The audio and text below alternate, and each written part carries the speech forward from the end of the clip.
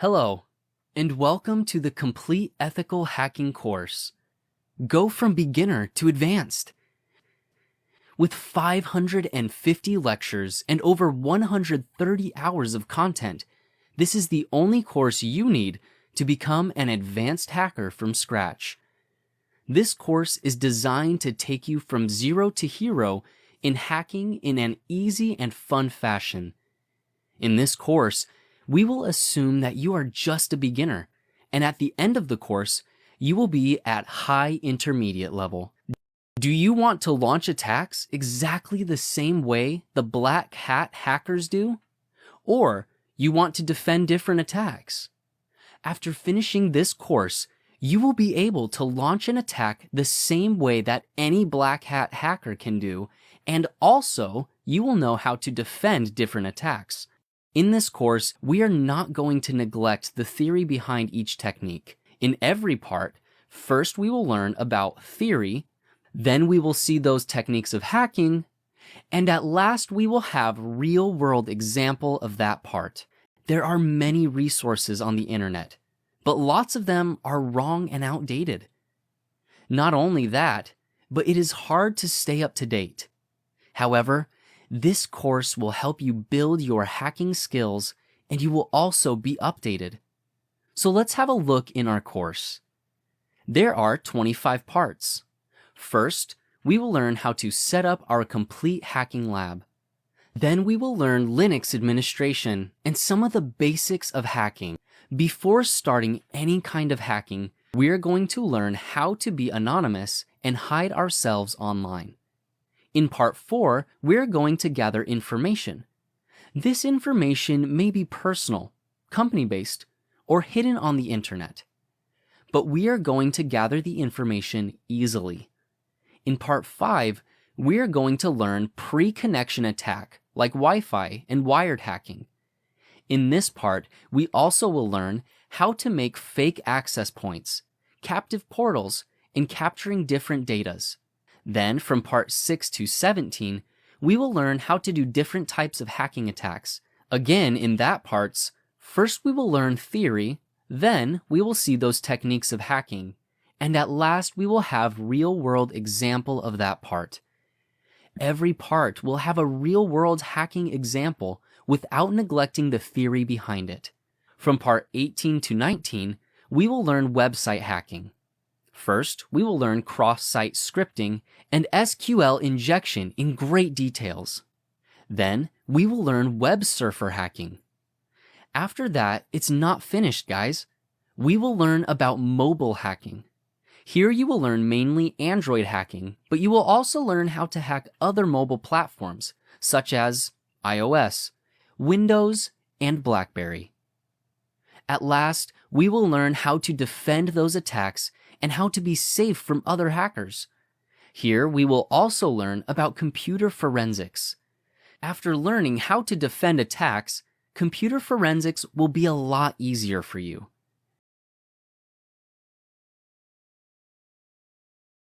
We're going to learn the basics of hacking.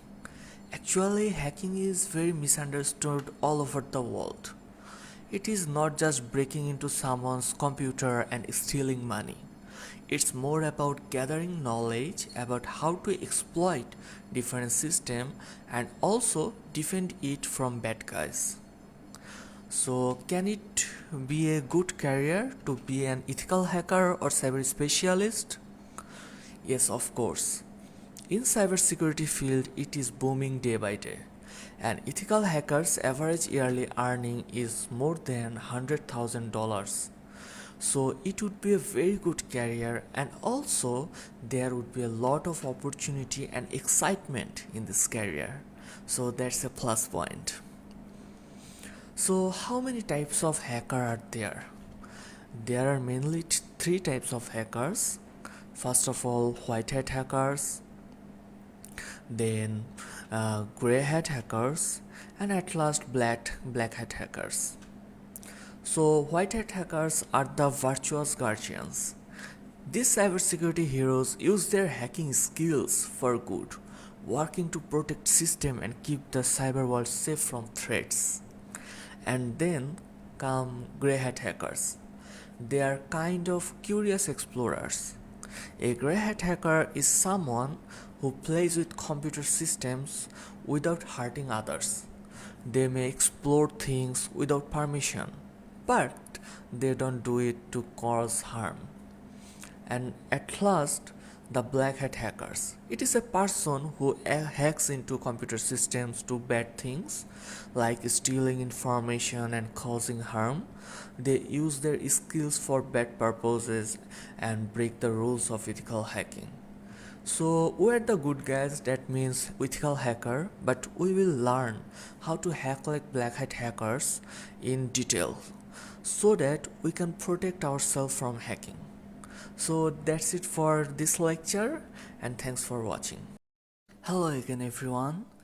So hacking is not just about breaking into system or stealing data. It is a vast skill that involves understanding how computer system works, how network work, and how to identify and fix potential vulnerabilities, how to attack and defend system, and much more. Everything is covered in this course, but good research and dedication makes you a good hacker. So the first step in hacking is gathering information. So this is about a target system or network. We will learn how to do this practically. So digital footprints like breadcrumbs left by a system can reveal valuable information, and we will explore essential techniques to follow and understand these trails. So once we have gathered information, it is time to scan the target system for potential vulnerabilities. You will get real-world example to do so in further lecture. So we will discuss various scanning tools and techniques that hackers use to find weaknesses in a system. It helps us to identify the services and resources available on the target system, so providing valuable information and insight for further attacking. So that's why it is very important.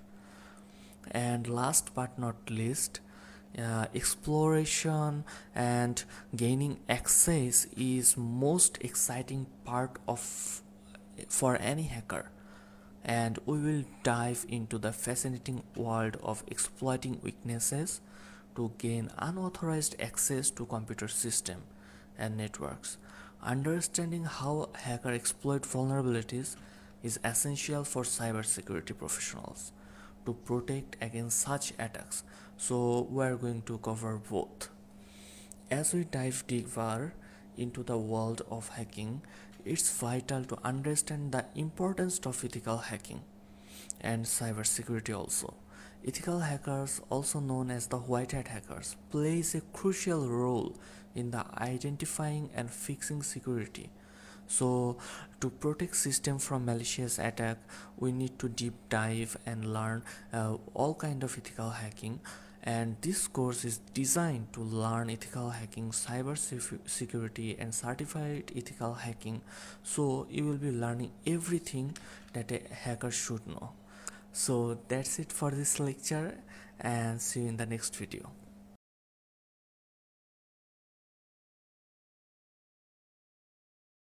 Hey everyone, welcome to this lecture. So in this lecture we are going to learn all about setting up our hacking lab. This main section have 4 different parts. First, we will learn how to build our hacking environment. Then we will learn everything about hacking lab. After that, we are gonna cover about Kali Linux. So Kali Linux is a hacking operating system which is widely used by hackers, and we will learn everything about Kali Linux from beginner to advanced. And last but not least, some of the basic customization like increasing our internet speed so that we can work with ease. So in the hacking lab part, we'll be learning about virtualbox, how to download and install it, how to set up hacking machines, and much more. Then we'll be learning about Kali Linux. We'll be setting up the latest version of Kali Linux operating system and use it like a pro. Also, we will need a Metasploit operating system for further use in this course. So we will learn about it and install it. And of course, installing different operating system inside our VirtualBox will help us to attack safely. That's why we will be installing different operating system like Windows, macOS and Ubuntu. And last but not least, we'll be installing different mobile platforms inside our VirtualBox so that we can attack it and learn how to hack mobiles. So all of the installation needs some configuration so that we can use it with 100% functionality and power. So we will be covering that also. And thanks for watching this video, and please don't forget to give rating to this course. It's really important for us, and see you in the next video.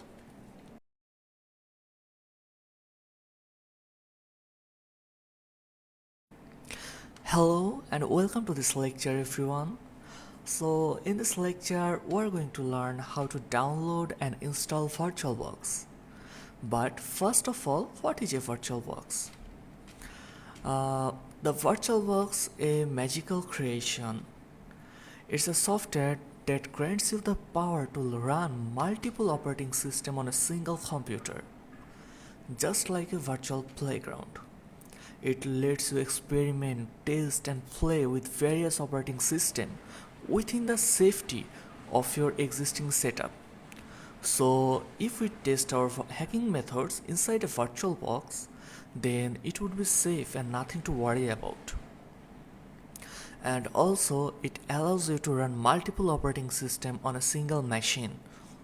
So it would be beneficial for software testing, development and different experimentation. It creates a sandbox environment, ensuring that changes in one OS don't affect the others, promoting system stability. Additionally, it's free and widely supported. So for all this factor, it is becoming very popular nowadays. So we're going to use that VirtualBox in this lecture. So let's install VirtualBox now, and we'll go to their official website. So here you can see we're on the official website, and you can download the VirtualBox based on your operating system. So currently I'm using Windows, so I'm going to click here. Then here you can see it is downloading. So you need to wait, and it depends on your internet connection how long it will take to download the entire app. So after downloading VirtualBox, you will get a app like that, and to install it, double click on it.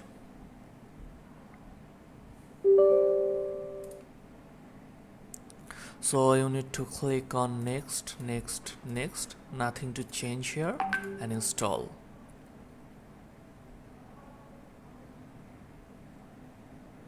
So here you can see it is installed.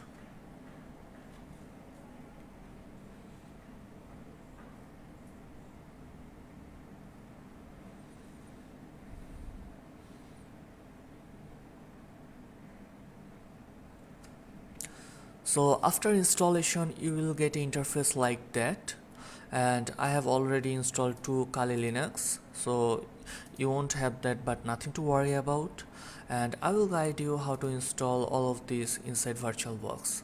So that's it for this lecture, and see you around. Hello everyone, hope you guys are well. So in this tutorial I will show you guys how to configure the VirtualBox. So here is the interface of VirtualBox, and I already installed in VirtualBox Kali Linux and Android operating system. So whenever I touch Kali Linux or Android, and this is the settings for this operating system, there is many options like new settings, start, discard. So here you can add a operating system in virtually and delete it or modify it. So create virtual machine procedure, just click new, and here is a interface, and click name. So I want to create a Mac virtual machine, so I write here Mac and machine folder type and version, my desired version. So I want to make it 64-bit, and this is the custom memory size RAM.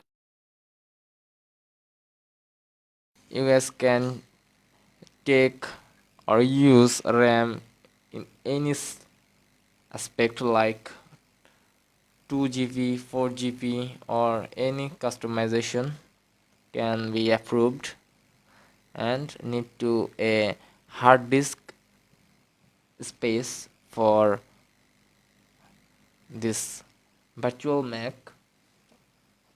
Simply click create, and look guys, here is a interface about Mac.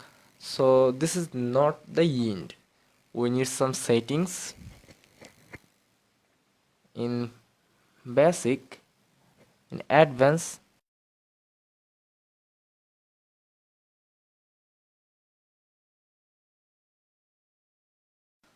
go to system, and in boot order list, optical is first, then floppy or processor. uh, Here I can take one processor, you guys can take two processor, and need to graphics controller in VGA mode. And this is the file where you download Mac and connected the Mac in virtual machine. And finally, when you do everything complete, just click start. Like I click here Linux. Hello everyone, in this tutorial I'll show you guys how to download and install Kali Linux machine in VirtualBox. So first go to your browser and simply go to a website named kali.org. So this is the website look like.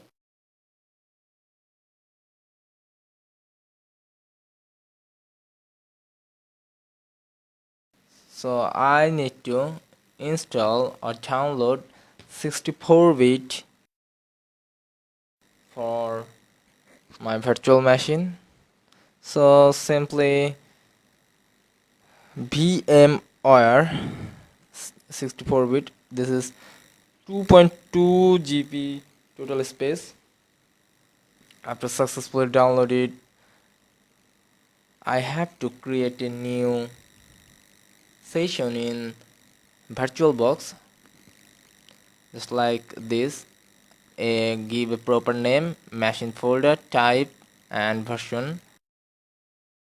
I give here GVN 64-bit and memory size or RAM. Customize the RAM for 2 GB in for Kali Linux in my virtual machine. Just simply click create. Look guys, here create a Kali machine. I already have a Kali Linux installed before. So we have to configure some basic settings.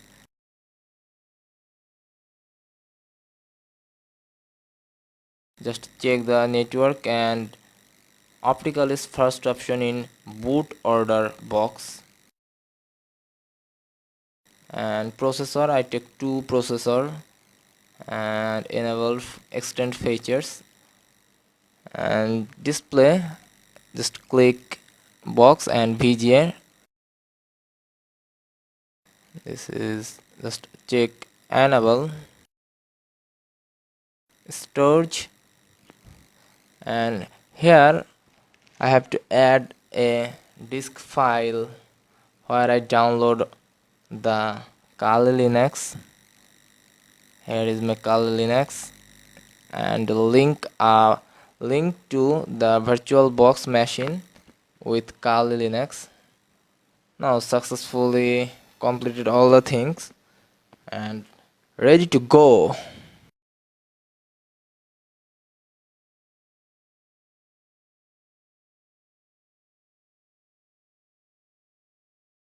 All complete. Now successfully run the Linux.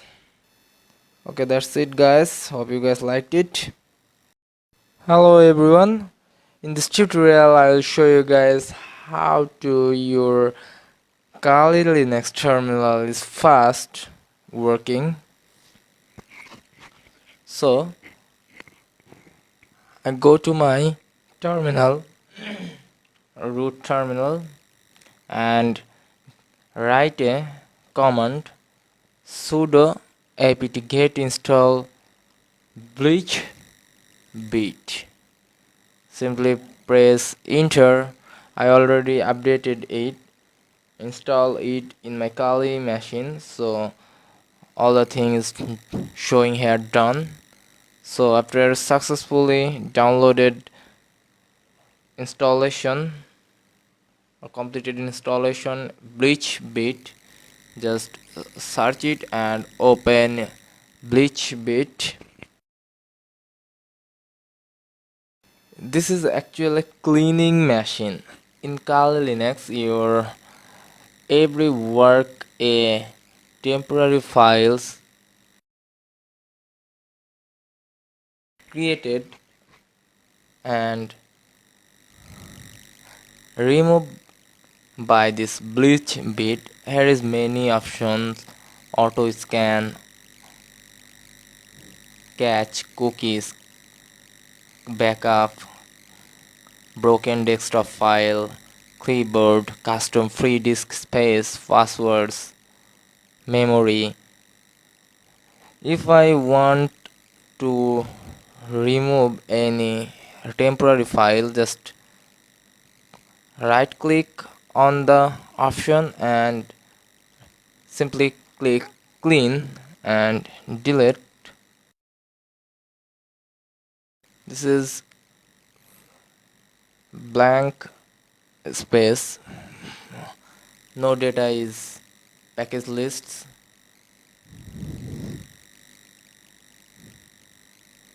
So look guys, here disk space removed 4.1 kilobyte and files deleted 1 it shows. So if I want to delete cache, just delete. Look, all the files are deleted successfully, and files deleted 3677 files and almost 1.3 MB. Look like this. So this is it guys. Hello everyone. So in this lecture I'm going to show you how we can download and install the metasploitable in virtualbox. So let's get started. So first just search metasploitable download and it will give you a lot of website, but make sure you go to this website information.rapid7.com. This is the website that we'll be using to download metasploitable. So very simple. As you can see, metasploitable virtual machine to test metasploit. So as we already know what metasploit is, you can use metasploit under your Kali Linux, but you need to use separated tools for this. But this one is in this metasploitable virtual machine. You don't need to do anything. It will have all of those in this metasploitable. So first, you have to complete this information to download this metasploitable, otherwise you cannot download. So make sure just give a random first name, job title random, job level student, company random, work phone. Okay, let's give work phone a random, work mail. You should have a must, this will not work otherwise. Okay, let's just give you a demonstration why it would show. So United States. Okay, let's give to Bangladesh. This is where I am living. So as you can see, you should have a proper or at least have a valid company email, not your personal email. So what you're gonna do is just give a simple company email like hey, like education last at the end, just give edu.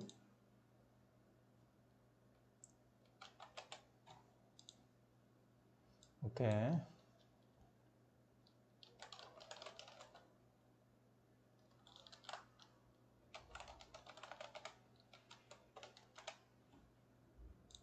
as you can see, I give my university educational and a random email and it's processing. As you can see, you can just simply now press and it will download, or you can just right click in here, save link as you can see, this is the zip file and this is the metasploitable version 2. So just download this. As you can see, it will say that it cannot download securely, but just save. As you can see, it will download. So I already downloaded this. So in here in my working directory, as you can see, this is the file metasploitable linux. So nearly 900 MB. So just extract it using WinZip or WinRAR, or even you can extract it using the built-in zip file is in here. As you can see, extract.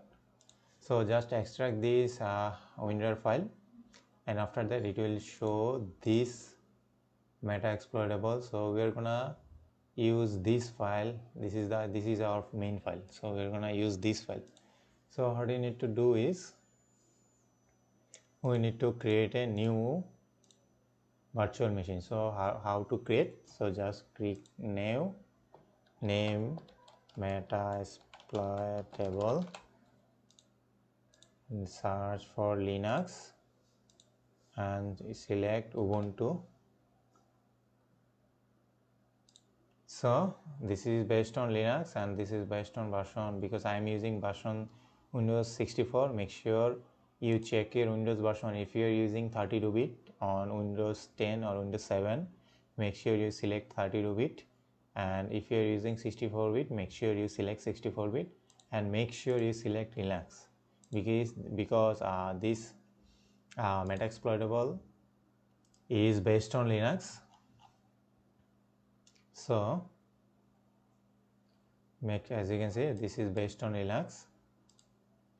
So make sure you select that and select Ubuntu as 64-bit.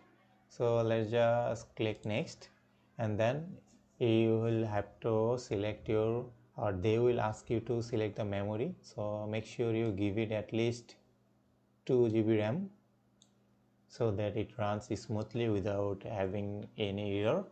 And if you have any RAM, you can give it more than 1 GB RAM. So at least you should give it a 1 GB RAM, and the more you give, the more it will be better. So click next. So now as create, we will use so as I was saying, so just you have to create a virtual hard disk now. So just click create, then hard disk file type it should be as default VDI virtualbox disk image. So just click next. All you have to do is just click next and everything, because the main thing is you have to set this as default as it is in here. So click next and set this as dynamically allocated. So as you can see, the dynamically allocated hard disk file will only use spaces on your physical hard disk.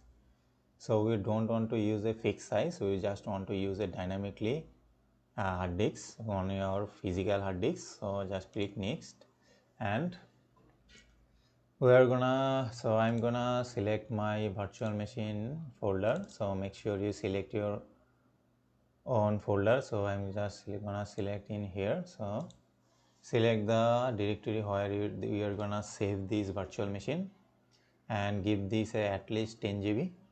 You can give that more as you want. So just click create, and after that we have to go in our setting and we have to change some of our setting.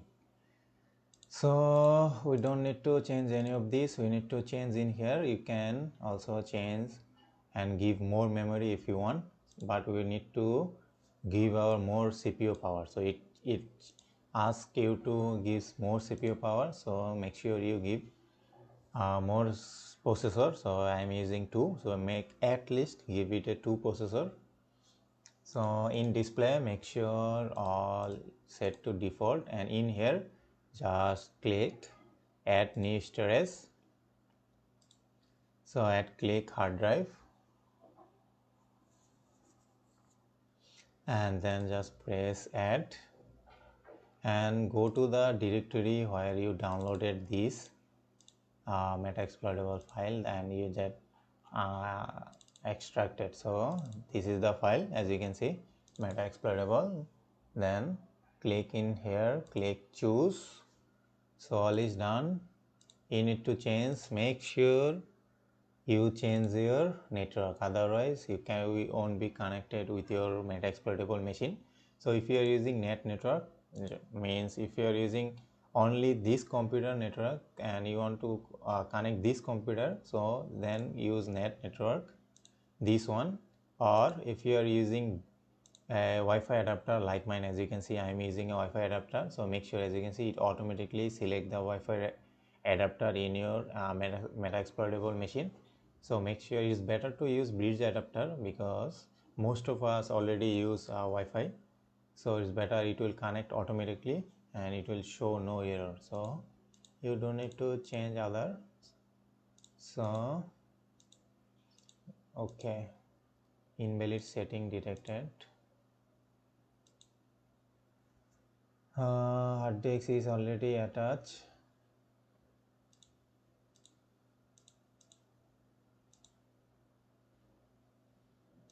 Okay, it's showing some problem, so let's try again. Give that a 2 processor, then we're going to see use a disk file, and we're going to not disk file, we're going to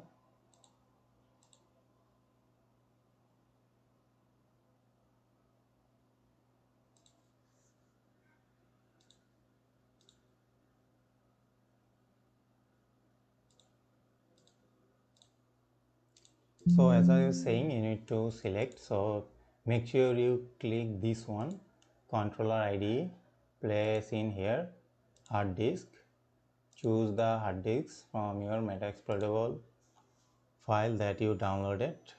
So I downloaded in here metasploitable 2 Linux. Click here, choose, press again. Let's just change our, as I was saying, make sure you, if you're using Wi-Fi, make sure you select bridge, or if you're using a wired network, then make sure you use a network.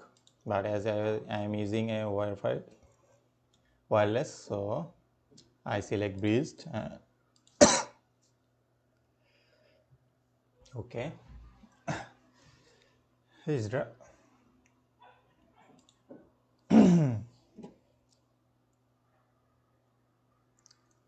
okay, so it's done.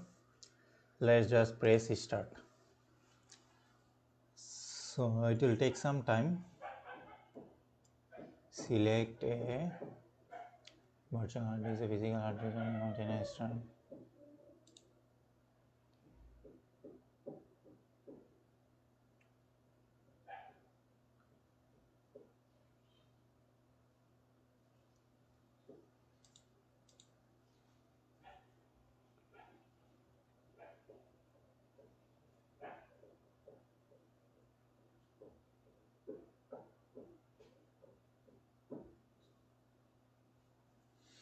It will take some time to process and install.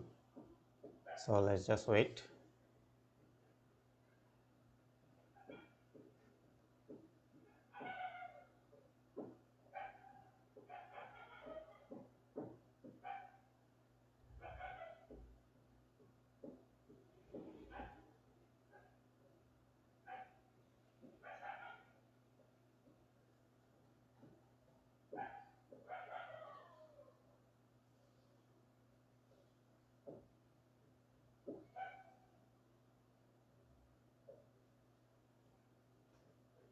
Oh, I think maybe I select a wrong ISO file. That's why it installed a Ubuntu one. Okay, let me try. So let me get pause. So mistakenly I selected another ISO. So let me just restart my process again. So let's just delete all of this, remove, delete all file. So let's start again. Okay. Now power off, tools, new, metasploitable, choose Linux, Ubuntu 64-bit, then select next. So let's give it a 2 GB, click next, and we will use in here now. So let's check in here. So let's try add. So let's select the file that we downloaded. So last time I maybe choose a metasploitable BMD. Why is not showing?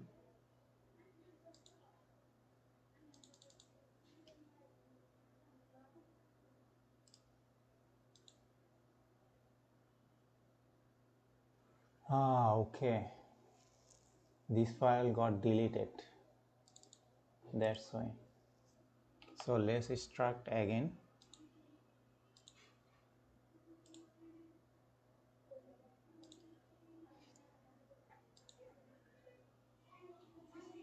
So that's why I was giving a error.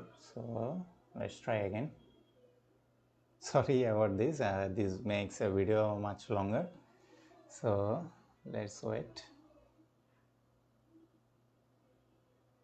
That's why I was searching where was this. So let's select this file now. So let's go to this folder, metasploitable version 2. So let's select this.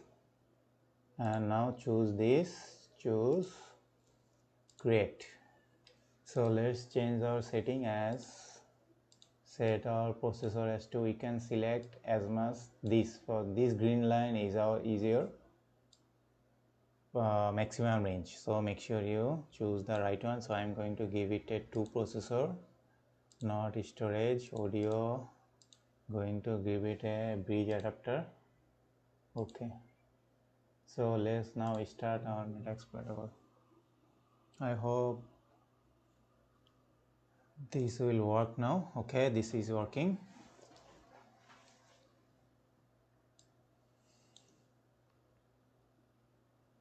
As you can see, this will take some time, but it is working properly right now.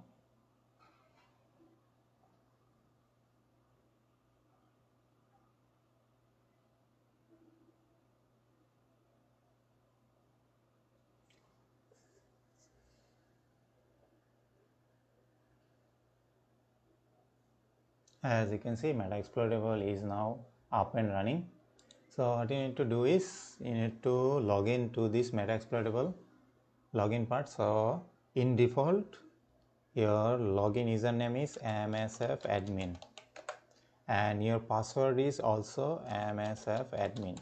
By the way, as you can see, I already typed the password, but you cannot see because this is for the security purpose on Linux. You cannot see any password that you type on the screen.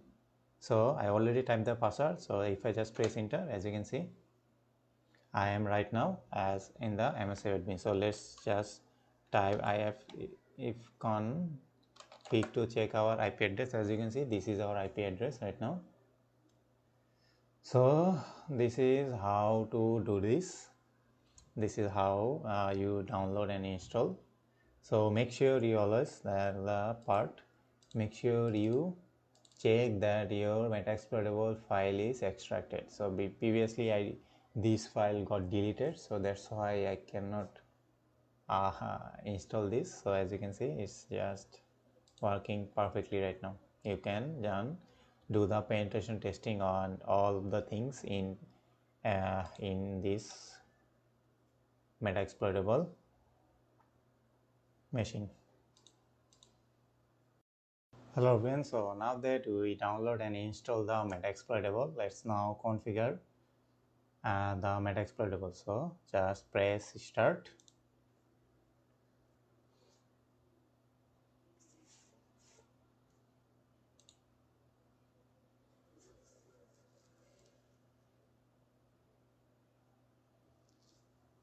So yeah, as I said, you need to first configure a couple of things, like your system, give that a 2 GB memory, and make sure you have at least to give that a 2 processor. And this is the important part for your network, otherwise you cannot connect this metasploitable server to your any like Kali Linux machine or any other machine for testing purpose. So make sure if you are using on wireless network or Wi-Fi adapter like I am using, so make sure you use Breeze, otherwise you use network. So then, what is the metasploitable login username, which is MSF admin. So press enter and the password MSF admin. So if you type password, it won't show in Linux because it's for the security purposes. So just press enter and it's on metasploitable login. So let's see what is our IP in this metasploitable server. I have config to check your IP. As you can see, our IP is 192.168.1.104. So we will use Kali Linux to test this metasploitable server to check whether it's working or not. So let's open our Kali Linux machine.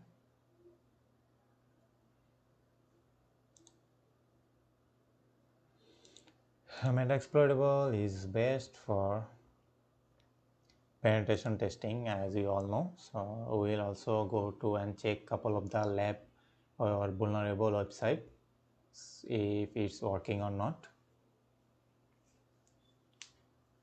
So let's log in our Kali Linux machine.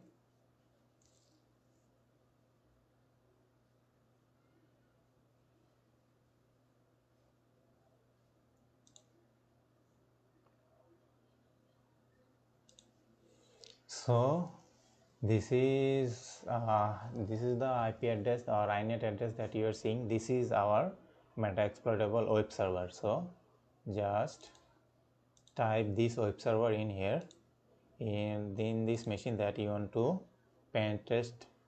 So let's check this web server 192.168.1.104. As you can see, metasploitable web server is up and running, and you can do any of these thing in here. You can check php my admin, you can do tilde and all of those like testing, injection, cross-site scripting, all of those in here. You can also do dvwa. So let's just try to see if you need to actually do anything. Just you need to select your network properly, otherwise it cannot connect to this web server, which is our penetration testing or vulnerable web pages for penetration testing. So make sure, as I said, so make sure you always check this one, otherwise it won't work. This is the main part.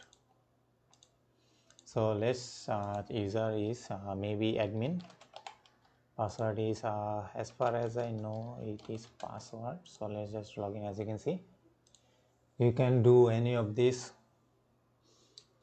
testing, brute force, execution, SQL injection, all of those in here using this metasploitable as virtual machine.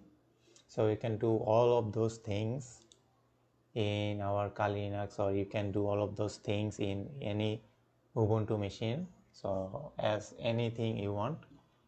So as you can see, lots of things you can do using this metasploitable tool. You need to actually These things you can do in Kali Linux machine without this metasploitable, but it's tough and it's you have to do many things. You have to type more commands, you need to install couple of the tools, you need to install every tool separately in Kali Linux so that you can visit. Even though if you connect, it won't work because sometimes many errors show up, so it's better to just use a metasploitable machine as this. So you can do many stuffs you can want in here. As you can see, you can do cross-site injection, you can do reflected, persistent, cookie injection, all of those in here using this simple metasploitable machine. So that's how you configure using this metasploitable. So how to turn off this? You just type power off. You need to be root. Okay, so you need to be root to be power off. So what you need to do, you need to type sudo then power off. As you can see, you will ask for password, which is msf admin, then just press enter and it's done. As you can see, it will take some time to close, but it's better if you close this way rather than using this power off button. It's better and it will process all the things and it will stop all the services this way. And that's all about this metasploitable virtual machine. Hello everyone, so in this lecture I'm going to show you how you can download and install Windows in this virtual machine.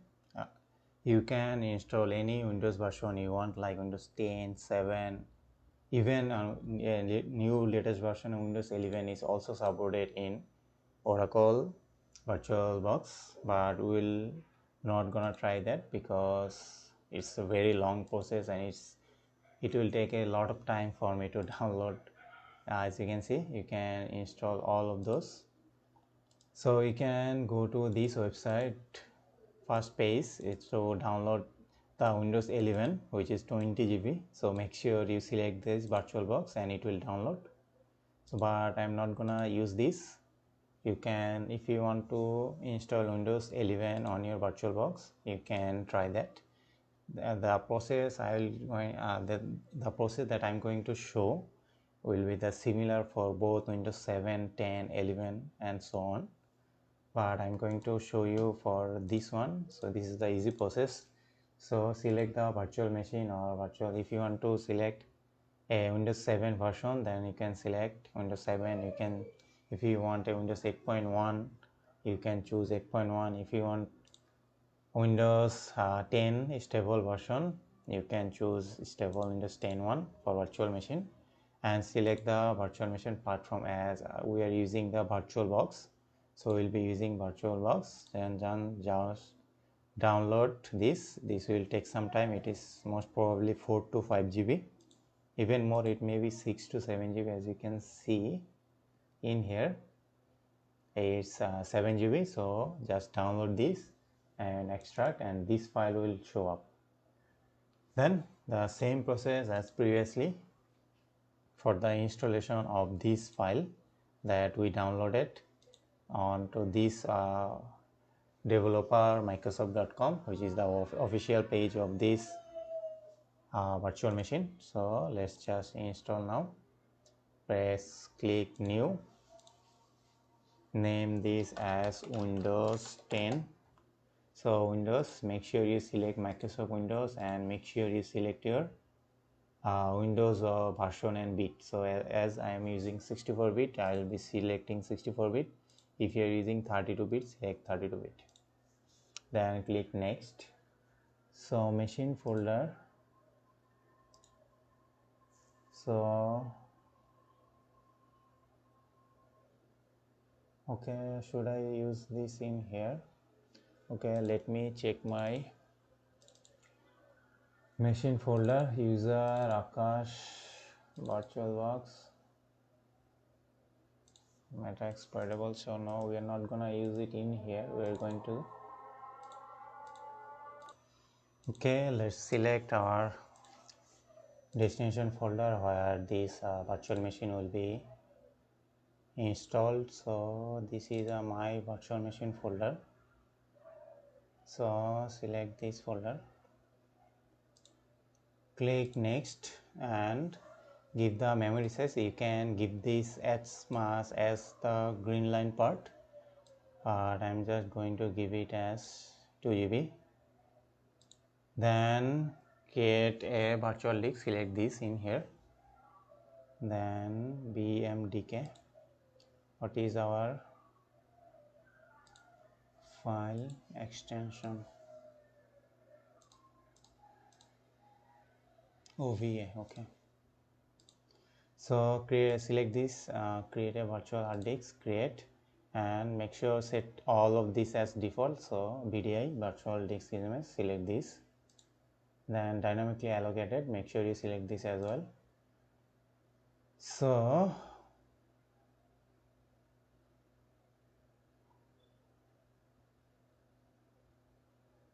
the file location, so let's give this as 40 GB because Windows 10 is a large operating system and it takes a lot of space.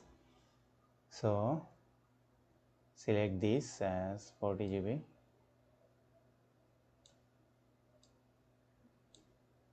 Okay, give that at 45 and then press create.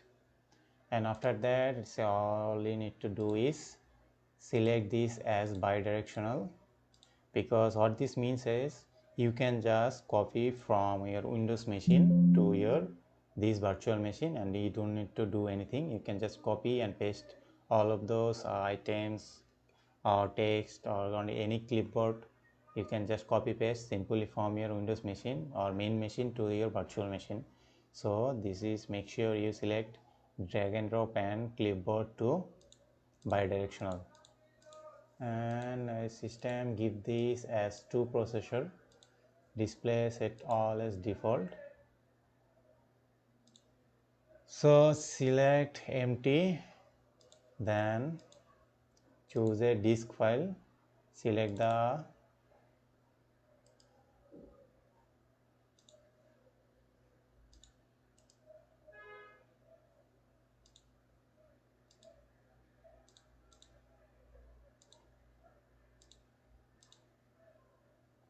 so select this as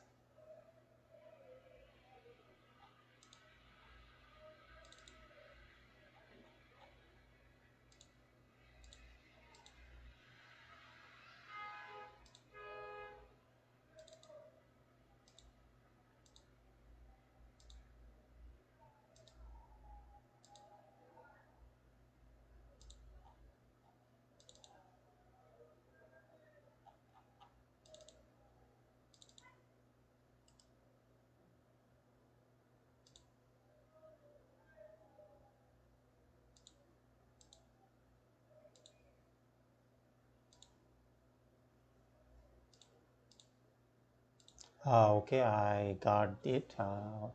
I got the reason why it's not showing, because I already downloaded the full virtual machine file, so he didn't need to actually do anything in here. So just click this delete, because it's already created all in this file, because we downloaded the full virtual machine file. So if you downloaded this file, this one, then you should have actually select all of those manually, but as we downloaded this full virtual machine file, so we need to actually do anything. It's pretty simple. So all I need to do is just click double press and it will automatically select all of those. So as you can see, so let's just change our directory. So select my virtual machine file and then just press import. Okay, let's see if okay, we will change all of the settings later. So let's first import all of those.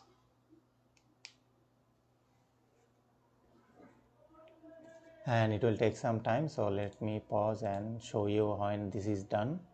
So as you can see, it fully installed. So let me just change all of those settings. As I was saying, you need to select all of those as bi-directional so that you can simply move share clipboards from your Windows to this virtual machine. Without this, you cannot copy and paste into this in here. And then you select 4 GB as memory, because Windows, Windows is extremely power hungry. And make sure you select at least 2 processor. And display, select all of those as default. You need to change anything in here, and make sure you select bridge adapter if you are using Wi-Fi adapter like me.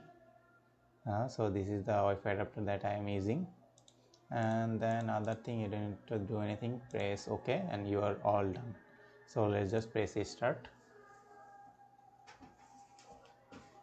and it will load up Windows 10 inside your virtual machine. So I am using Windows 11 as my main machine, and I am using Windows 10 as my virtual machine. You can use Windows 7, Windows 8.1, even Windows 11 the same way that we show you. So let me show you a couple of things. So make sure you remember a couple of things, like this is the ISO file. So this is the ISO file. This is a virtual machine disk file, and this is a full virtual machine file. So these 3 files installed 3 different way. So previously for Metasploit we select this in a different way, and for ISO we select just different way, and for this Windows as virtual machine, pretty simple, just double click and open and done. So there is a 3 different way to install this into your VirtualBox. So I think we are done. So let's just open. As you can see, so password is maybe WORD. Okay, so let's search about I forgot about the default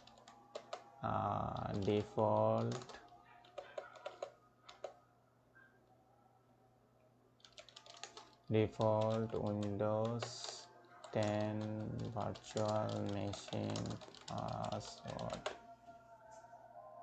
As you can see, the password. Okay,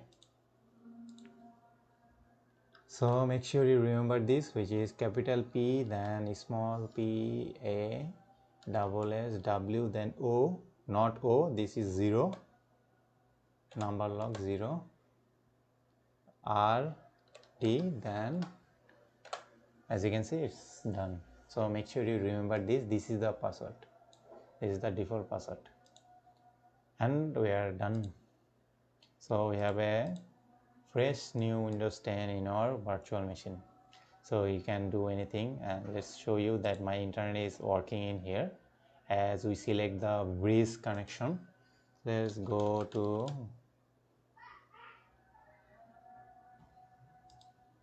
Google.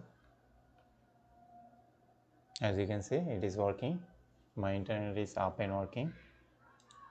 So all is working. So that's how you download and install Windows on VirtualBox. As I was saying, the process that I show, it will work both on Windows 7, 8.1, Windows 11, and also Windows 10.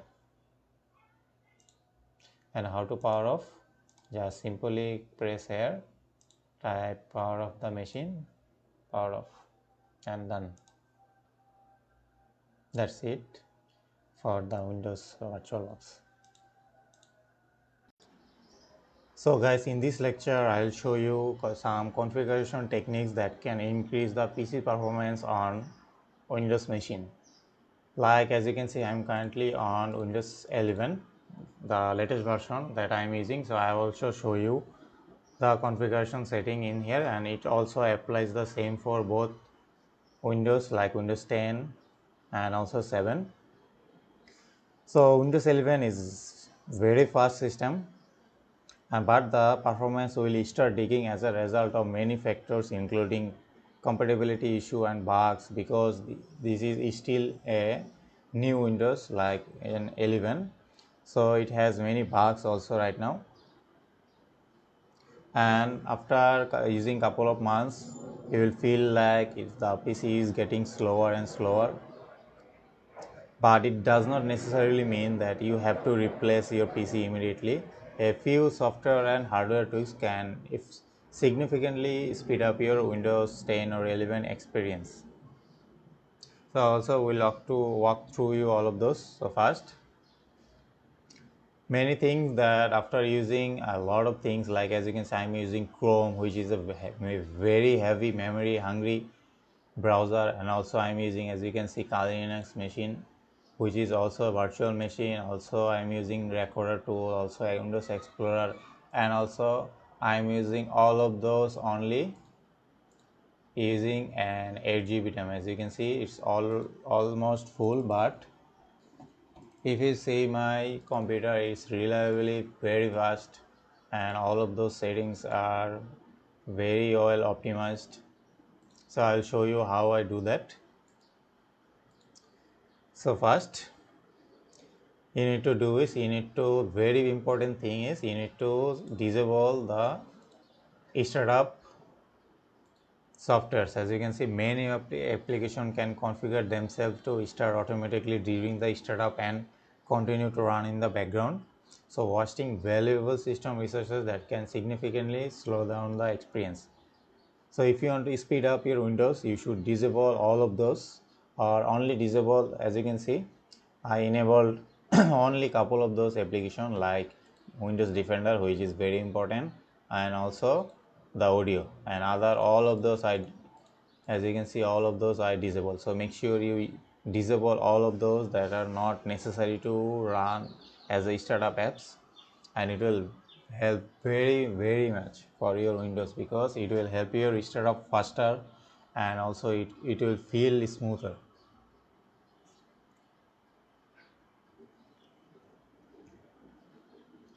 So after that,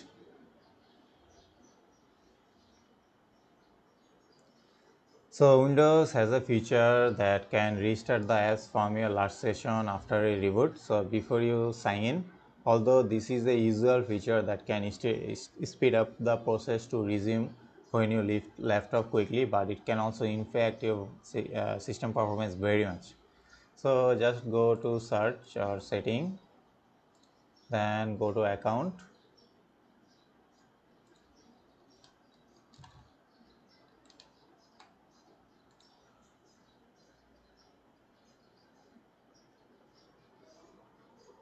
or just search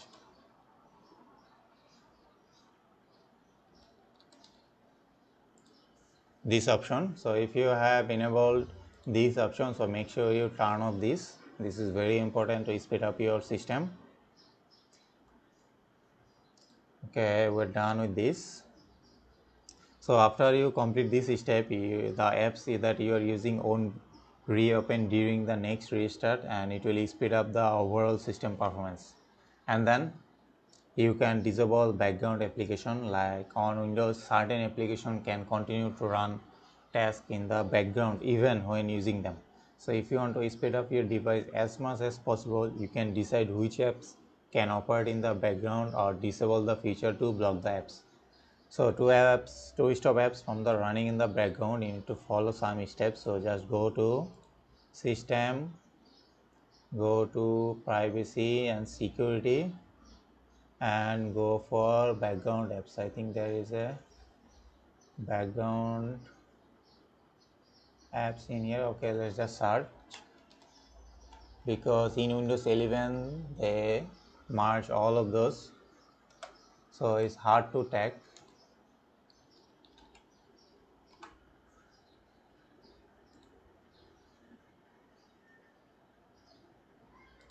Okay, Windows security, so it's, I think it's into apps. Okay,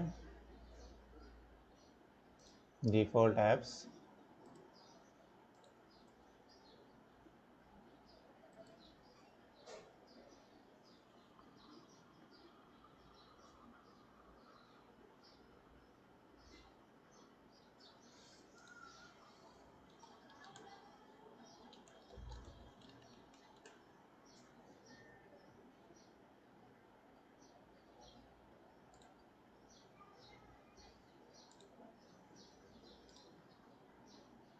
So just apps for website, just as you can see, turn off all of those. This is also taking a memory resources,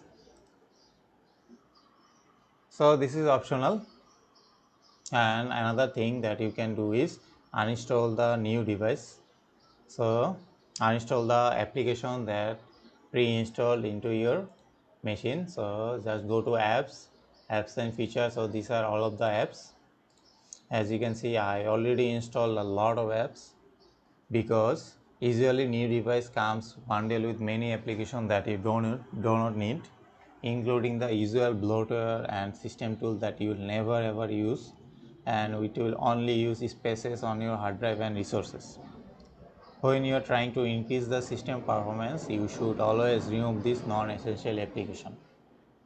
So I only have, as you can see, the only system application, and none of those other applications are installed in here. So make sure you remove all of those that you do not need, and install only quality apps. Like, here is a well-known piece of advice: old and poorly designed apps and apps that load unnecessary features can negatively affect performance very much. Also, just because an app comes from a known company does not mean it's a good app.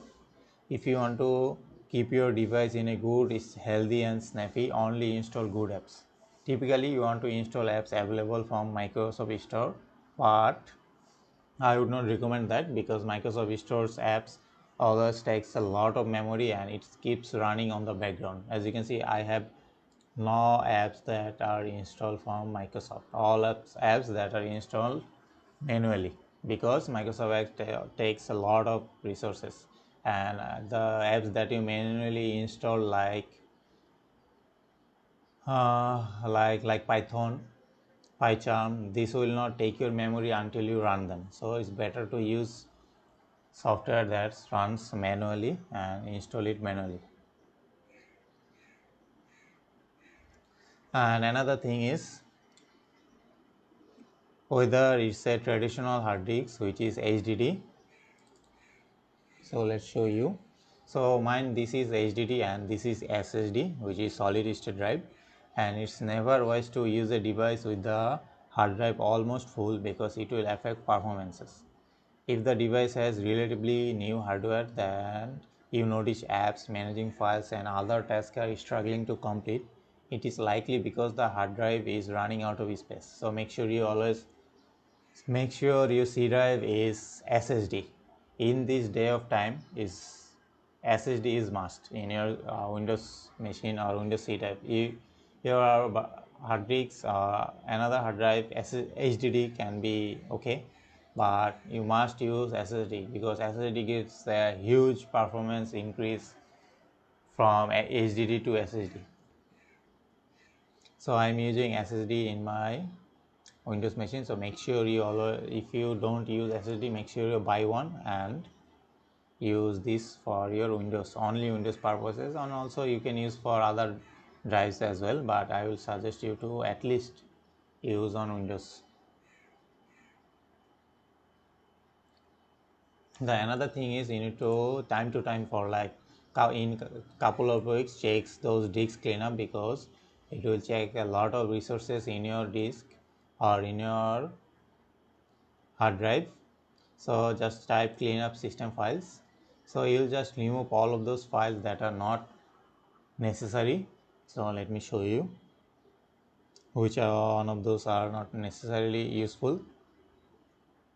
So as you can see, I have 3 GB of amount of spaces which I can be deleted, like Windows update cleanup I can remove easily. So all of those you can remove except for download program file. Make sure you untick this and you can just remove all of those in your Windows C drives to improve your performance. And another thing is, use drive defragmentation. So if you have a drive with a older hardware with a traditional rotation pattern with hard drive, organization and data can increase the machine responsiveness. To run the defragmentation, all you have to do is just search defragmentation and optimize driver, and just simply click all of those to optimize, and it will optimize all of those, because as you can see my C drive is already optimized because this is SSD. So make sure you use at least in a month to use optimize if you use the older hardware.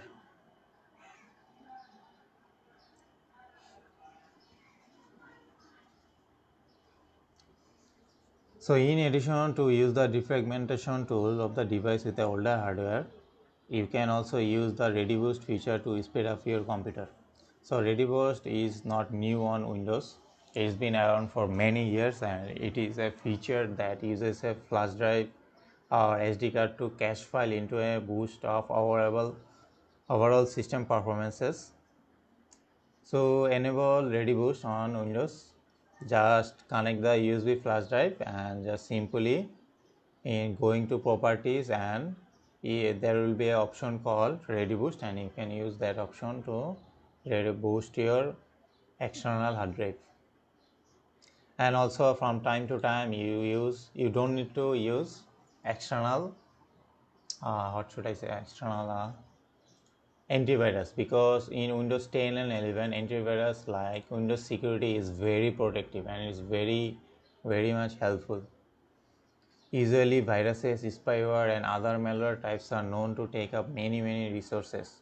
So although Windows comes with Microsoft antivirus, which is called now Windows Security, so it's better to use this because it does not take a lot of resources, and also it is very useful and very effective.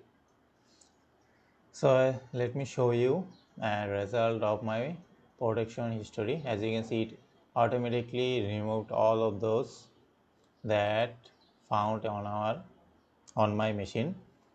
So it's better to use this other than other antivirus program, because other antivirus program runs and takes a huge amount of resources, and it continues use your services and memories, and it takes a lot of time, and that's why you may sometimes it feels like your PC is slow, but it's not. Just you're just using a high-end or high bandwidth memory eater, that's why your PC may feel like slow.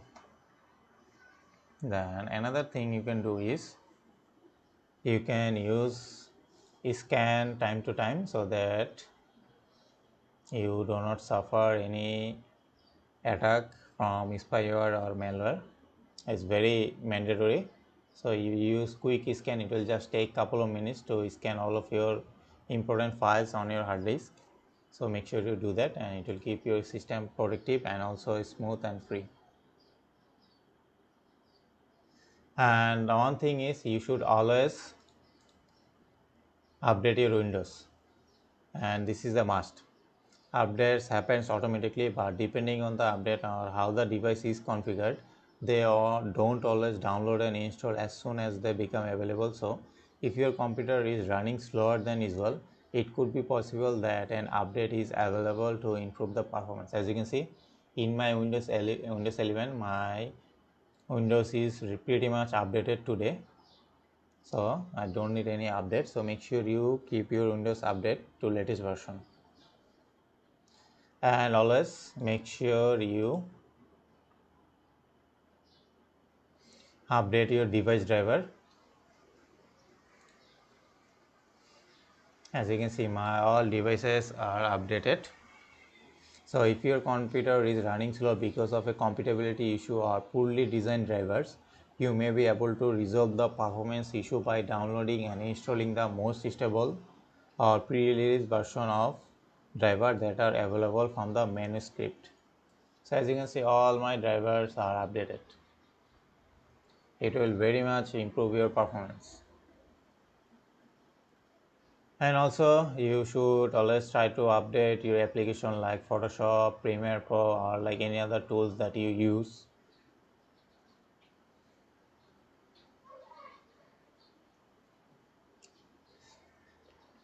Also another thing you can do is, in Windows you will find many visual effects, from animation to shadows to more advanced visual elements such as blur and transparency, reveal, highlight, and the part of the fluent design language. So although these effects can make the experience more visually appealing, they also require system resources that can slow down the computer with older hardware. However, you can disable this effect to save resources and make your Windows very much active.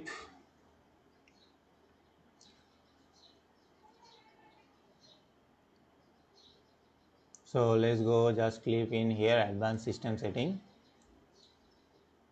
and go to the setting in here performance, and you can just adjust for best performance. As you can see, I am using the let Windows choose because I like to have some transparency effect and all of those, because this looks much cleaner and it feels lighter. But if you are using a older hardware, you can just simply use for, as you can see, adjust for best performance, and it will disable all of those settings and it will make your Windows very much faster.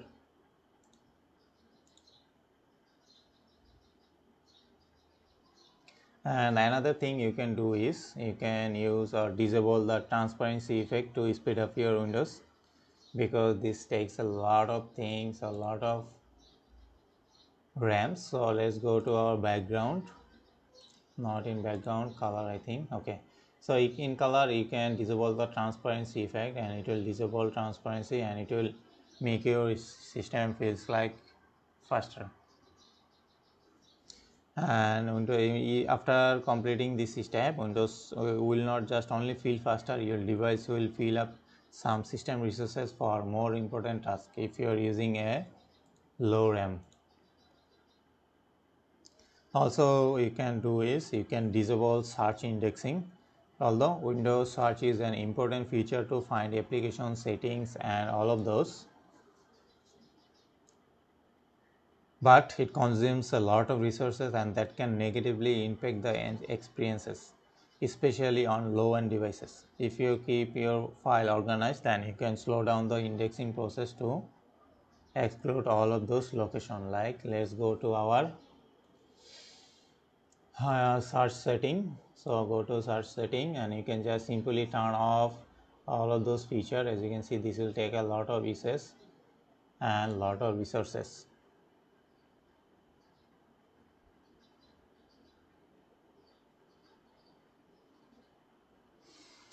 So another thing you can do is you can increase page file size. So on Windows, the page file is hidden file on the hard drive that works as memory, and it acts as an overflow of the system memory which holds data for apps that are currently running on the devices. So if you increase the size of paging the file, it can help to boost system performance. So let's go to setting, let's go advanced setting, then let's go setting, and then in advanced you can use, as you can see, total paging file. You can use or set any of the paging file that you want. I am using automatically, and you can use manually to set any page, and it will automatically manage file size on all driver option.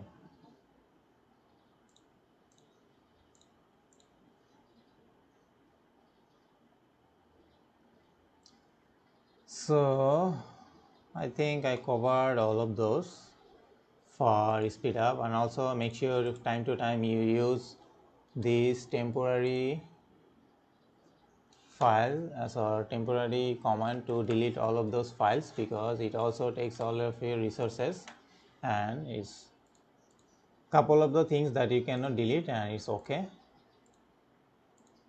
And then another thing,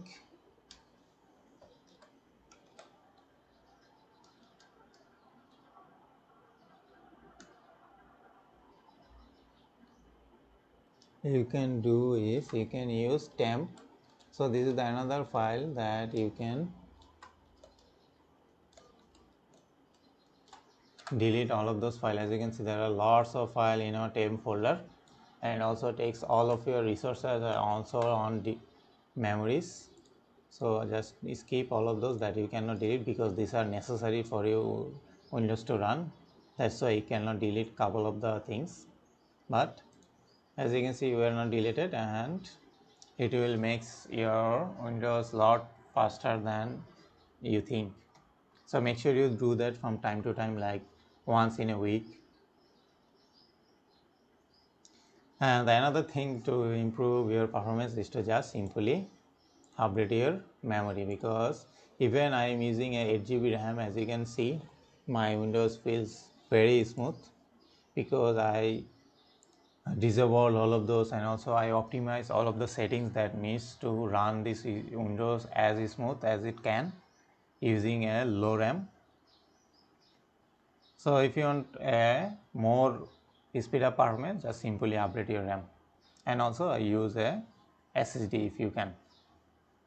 So that's all of the configuration settings that you need to set in order to boost up your Windows performance. So in this lecture we're going to show you how to download and install Ubuntu on in this VirtualBox. So let's first go and search Ubuntu on our web page. This is the official Ubuntu page, and we will be downloading the ISO file, and we will be installing this ISO file. So previously we tested this we didn't test the ISO file, how to install ISO file on Oracle or VirtualBox, because previously we tested this virtual machine disk, and also we tested how this fully virtual machine, which is Windows 10, but this time we will install a ISO. So first let's download our Ubuntu. So Ubuntu for desktop, then press download, and you need to do anything, it will automatically download. So as you can see, Ubuntu, just select and download. As this is quite long, so I am not going to download again because I already downloaded this. As you can see, this is the Ubuntu ISO file. As you can see, ISO. So we're going to install this ISO now. So let's just go to our VirtualBox as previously. So create new. As I already have Ubuntu, so let's rename this as Ubuntu 2, and select our virtual machine folder as our virtual machine. So, and Linux Ubuntu 64. So make sure you select Linux, and make sure you select your Windows 32 or 64-bit, the which one you use. So if you're using 32, use 32. If you're using 64, use 64. Then click next and select the amount that you need or that you prefer. Make sure you at least give it a 1 GB RAM. Then select this, create a new or create a virtual hard disk, and select this VDI, virtual disk image. Next, and we're going to select this as dynamically allocated. So select the amount of disk or amount of size that you want to give. So I'm giving it as 10 GB, but okay, let's give it 20 GB because Ubuntu takes a lot of space. Click create, and we're done. So let me first select all of those changing. So make sure you change all of those settings at first before install the process, because it's better. Then you choose network as bridge network as previously, and just press OK.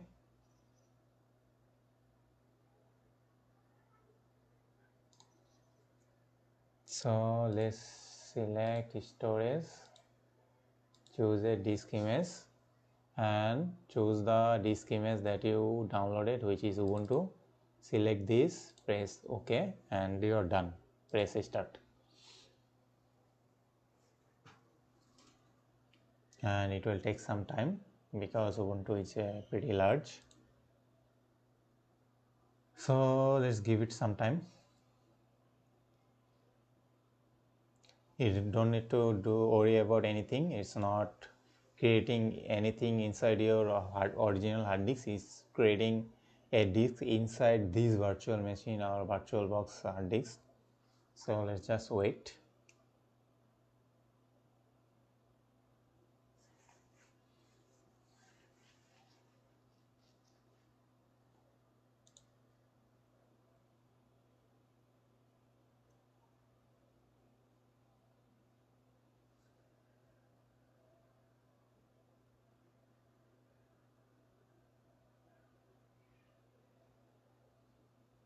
So if you go to this, if you are in this page or in this process, so then so we will just select try Ubuntu.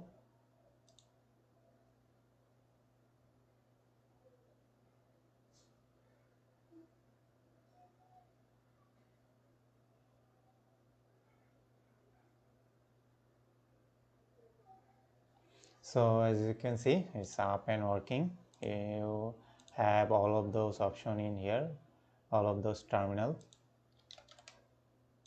Pretty easy, as you can see, it's working. AIF config to check. Okay, let's install this because you need to install all of this, as you can see. So let's check. As you can see, my IP address is this, and also it has working internet access because I selected previously as base network, so that it uses my own Wi-Fi adapter. As you can see, it's all up and working. So it's pretty easy, as you can see, and then you just press in here. So you have lots of option, you have lots of application in here. You can choose or download any of the other application in here. You can check settings, you can choose settings, you can choose background appearances, all of those in here. So that's all about Ubuntu, and that's how you power off. Click here, power off, and it will power off. So you don't need to do anything. It will ask to press enter, but you don't need to do anything. This is asking if you are using this as your own Ubuntu machine, so you don't need to worry about anything. It will automatically close, but this is taking some time because this is the first time we install, so it need to stop some services and also some processes, then it will just. So let me just delete this because I already have a working Ubuntu in here. So let's just remove.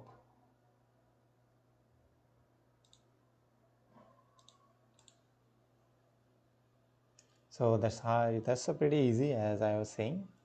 So I already demonstrate the 3 ways that you can install virtual machine onto this VirtualBox. The first way I show you is using a virtual disk, which is this one, metasploitable. Then I show you how you can just simply double click to install this virtual machine, which is Windows 10. Then now I show you how you can install an ISO file inside this VirtualBox, and that's it. That's how you download and install Ubuntu on your VirtualBox. So in this lecture, I will show you or brief you some practical tips to speed up your Ubuntu Linux. So tips here all are here for valid for most version of Ubuntu and can also be applied on Linux Mint and other Linux-based distribution. So you might have experienced that the system starts running low after Ubuntu for some time. So we'll make some tweaks and tips to make Ubuntu run faster. So before we see how to improve overall system performance in Ubuntu, let's ponder on why the system gets slower over the time. There could be several reasons for it. You may have a computer with a basic configuration that might have installed numerous applications which are eating up resources at boot time. It's not a rocket science, but you can continue using a system, installing apps, and carry out several tasks that affects your system resources in a way or another. So to ensure a fast performing system, you will have to manage several aspects of your Linux distribution.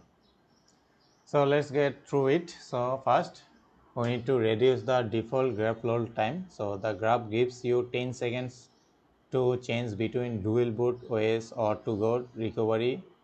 To me, it's too much.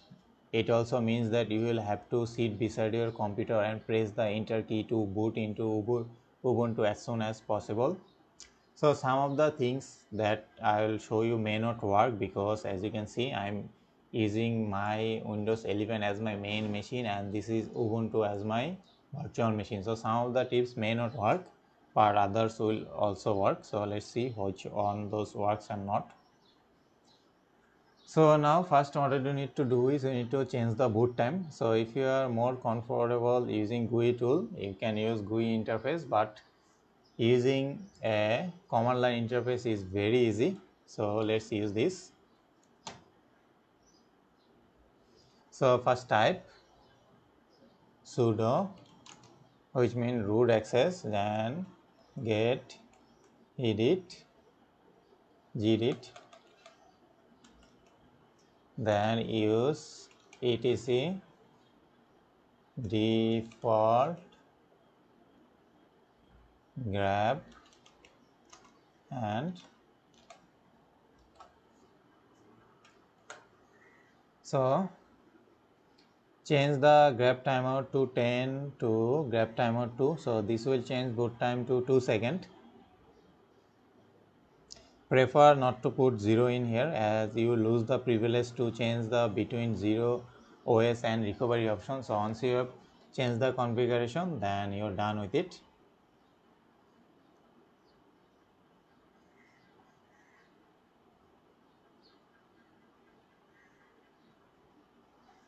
So then let's change our startup application or manage our startup application. And on things that you need to do is make sure you always disable these settings, because this will make your Ubuntu feel slower. As you can see, it's very slow. Security updates only. Okay, not daily. I want it never. Download for their security. It will be display every 2 weeks. Never revert. Close.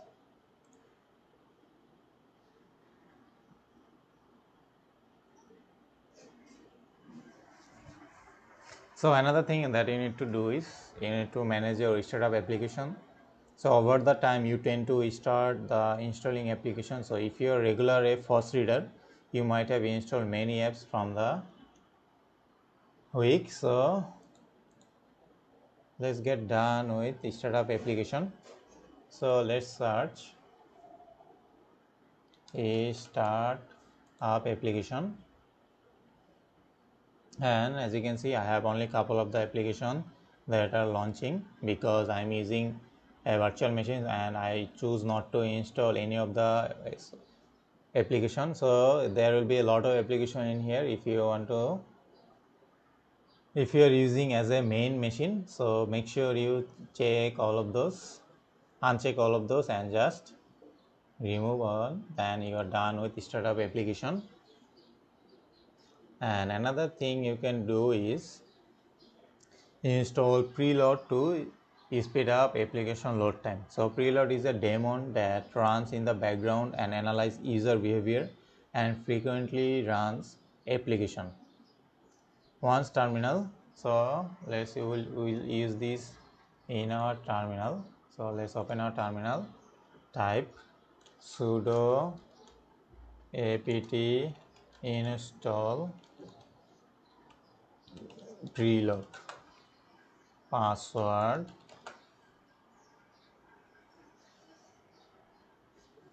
So after installing, just restart your computer and forget about it. It will be working in the background and it will help you to speed up the application load time.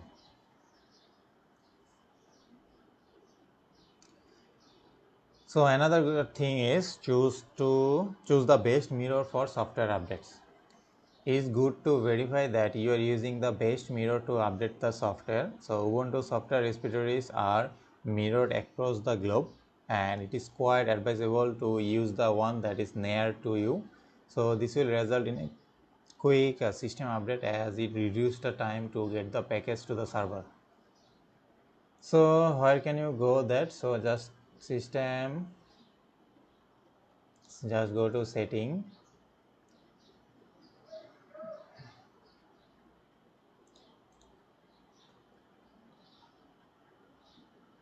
just go software and update. Has been software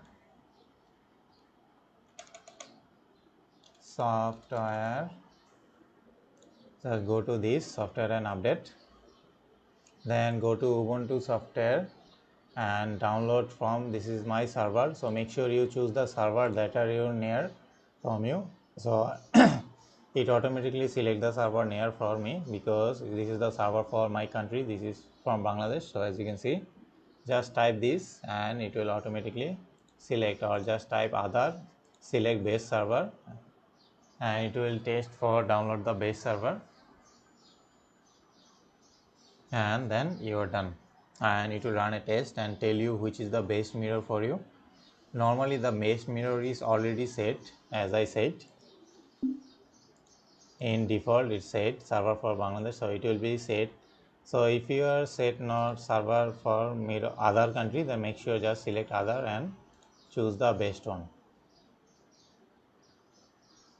So another one is a shell script wrapper. So apt fast is a shell script wrapper for apt-get that improves update and package download speed by downloading package from multiple connections simultaneously.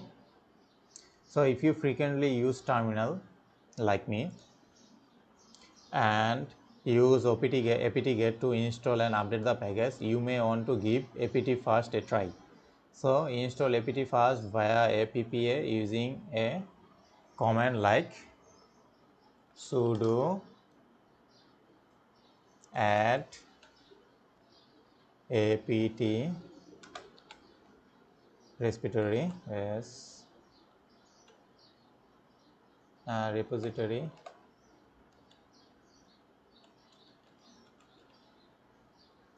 ppa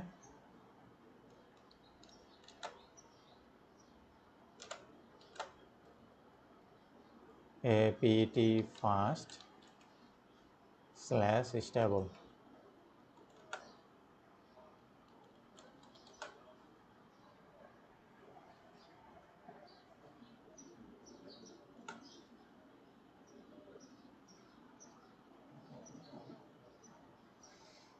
So it will run this package and which is very fast,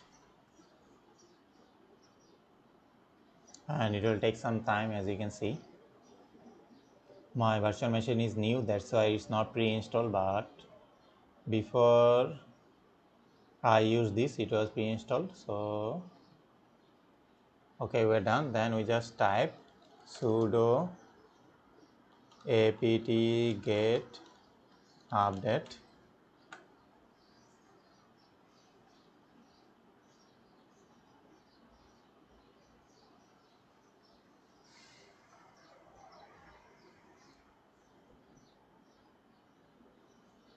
Then the last line you need to do is sudo apt-get install apt-fast because we will be using apt-fast. Do you want to continue? Yes. And then you're done. apt-fast is a shell script that improves update and package download, as I previously told you. So let's keep it continue in here and let's talk about software package to install apt-get. Do you confirm dialog? Yes.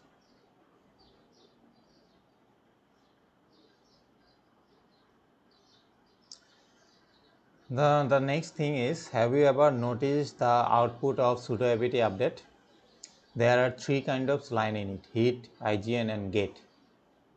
However, if you look at IGN line, you will find that most of them are related to language translation.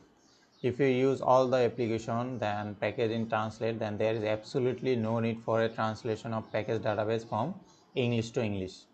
So if you suppress this language related update from repositories, it will slightly increase the apt update speed. To achieve that, you need to open certain files, so just type sudo gedit, then we need to select our directory etc apt,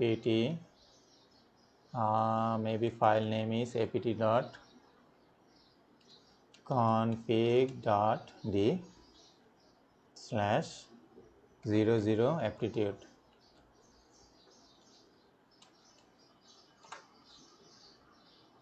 Okay,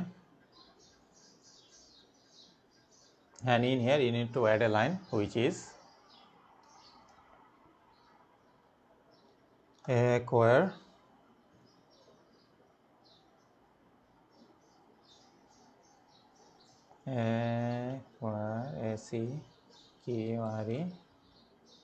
acquire language none,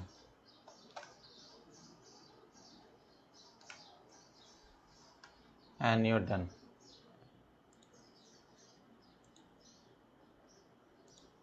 So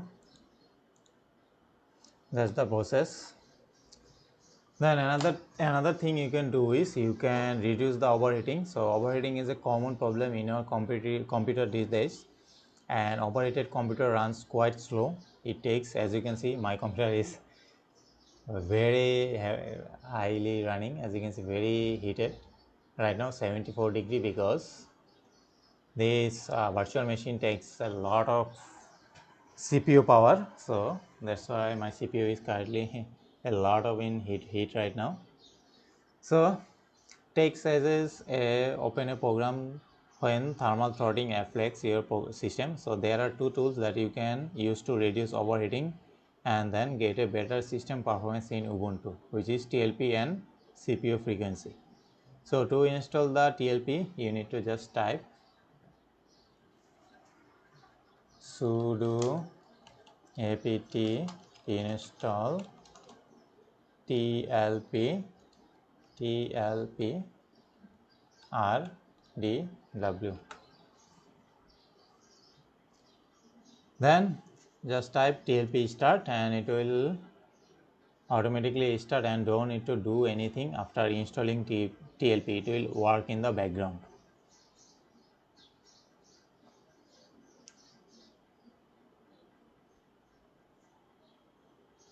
Just type sudo TLP start and it will automatically start, as you can see, AC mode auto. So it's running and it will automatically cool down your Ubuntu machine temperature or main machine temperature. So another thing that you can do is you can use a lightweight desktop environment if you can. So usually the default GNOME desktop powered Ubuntu distributor take a lot more resources or memory to work snipper. So in such cases, you can choose to opt for a lightweight desktop environment like XFCE or LXD or even KDE. These desktop environments use less RAM and consume less CPU. They also come with a set of lightweight applications that further helps in running Ubuntu faster. Then another thing you can do is you can use lighter alternative for defined applications. So this is more of a suggestion and liking. So some of the default or more popular applications are resource heavy and may not be suitable for an old computer. As you can see, my computer is pretty much new. I am using AMD Ryzen 7. So even my temperature is high, it will simply run smoothly without having error. And even my CPU can handle up to 90 degrees centigrade. So if you are using a new hardware, then it's a no issue. But if you are using old hardware, then it's a issue. And another thing is remove unnecessary software.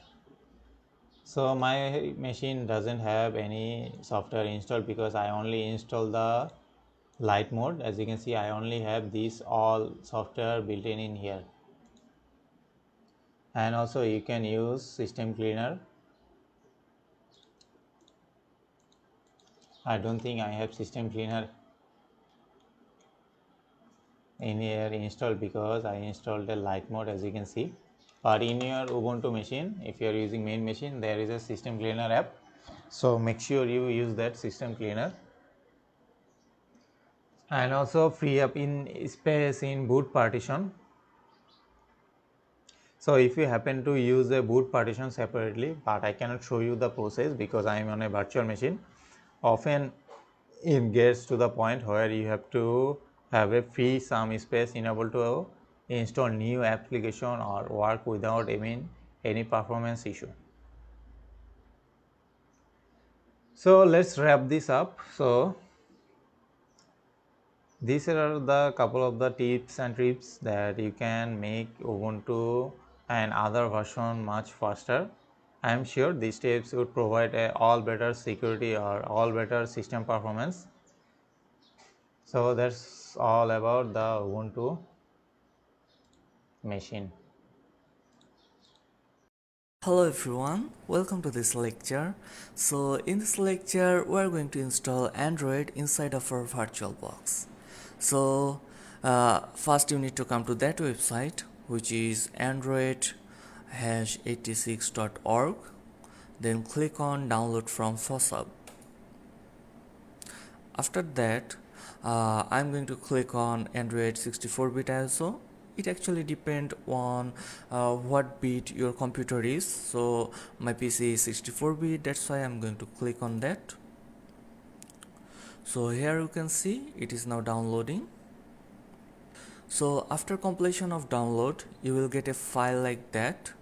Don't click on it, you need to open VirtualBox. So after opening the VirtualBox, I'm going to click on new. Then I'm going to type like Android 1 hacking. Then we need to select type is Linux, and here we need to select other Linux 64-bit. Then next, base memory should be 2000, processor should be at least 2, but I'm giving it 3. Then next, 8 GB is okay. Then next, finish. So after that it's not finished guys, we need to click on settings and do some configuration. So first of all we need to click on system. So here I'm going to select acceleration and then click on KVM. After that go to display, video memory full, then graphics controller should be VBox SVGA. Then everything is fine. Then go to storage and then click on empty. Then click here and choose a disk file. So you need to click the path from here to there. So here is already showing. I'm going to click on open and OK. So again the setting is system, processor, acceleration should be KVM, the display should be full, and VBox is VGA, and also tick here. Okay, so I'm going to click on start now.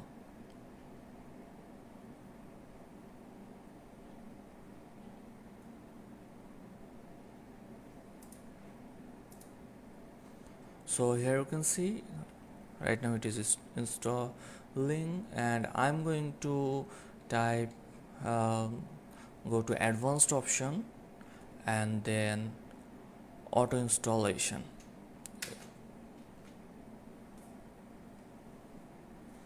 Yes.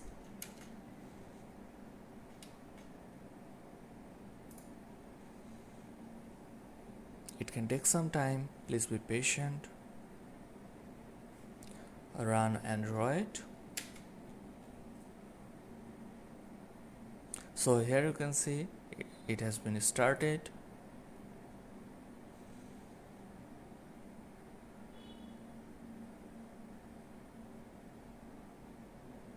So that's how you can install Android on your VirtualBox. Hello everyone. In this tutorial I will show you guys configuring all mobile platforms. So first I show some settings for Android in VirtualBox. So in previous video I take 3 GB RAM for Android machine in VirtualBox. Just make sure optional and hard disk is first and second, and take the floppy last in boot box. Go to processor, need to change something.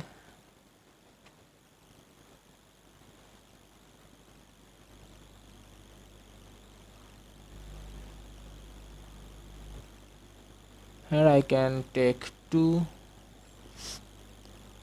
processor, make 2. Go to display option. Now go to display option.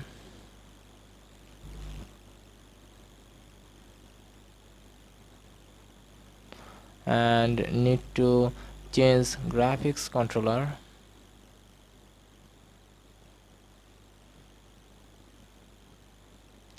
One more thing, need to link here ID in this stores.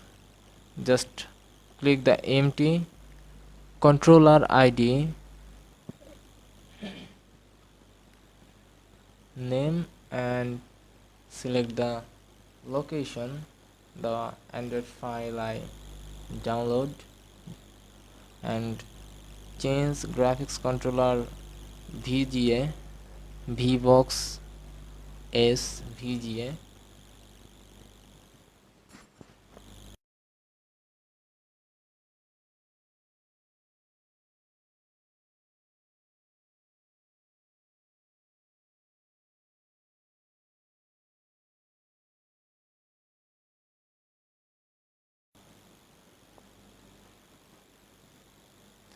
This is the basic settings. Actually, whenever you configure your VirtualBox for Android,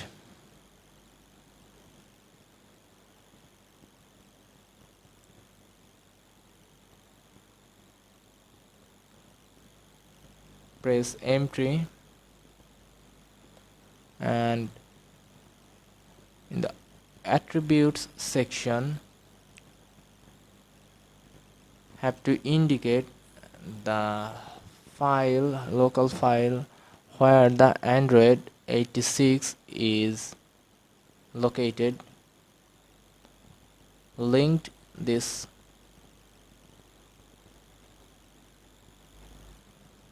Here I download it, so my file is in download options. Here is my file, Android 86. Just open simply and click OK.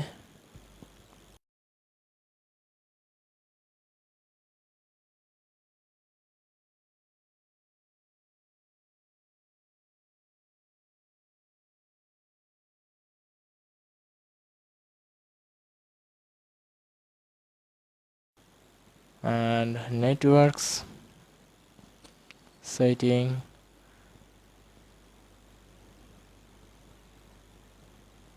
Let it be as it is. Now close the VirtualBox and open again VirtualBox machine. Simply click the Android or press start.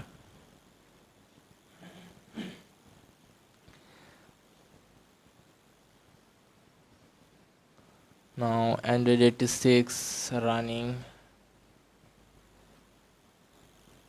Automatic boot option is enabled and automatic boot is running.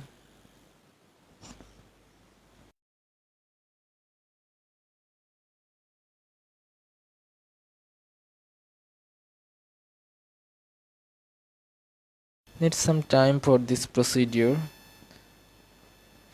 For the first time installation or configuration.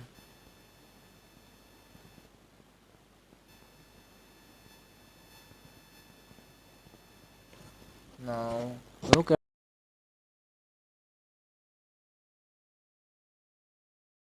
Hello everyone, so in this lecture I'm going to show you the basics of virtual machine and the metasploitable. So let's first talk about the virtual machine. So this is the virtual machine that will be download and install. So this is where we use our operating system for pen testing purpose. Like as you can see, I use mostly Kali Linux and Ubuntu in here, but you can also use like Windows 10, 7 and other Linux distributor as you want. So but at first you have to install this Oracle VirtualBox, then you can install these operating systems in here as a virtual machine. So let's first talk about how you can download and install this. So very simple, just type VirtualBox and then this is the home page.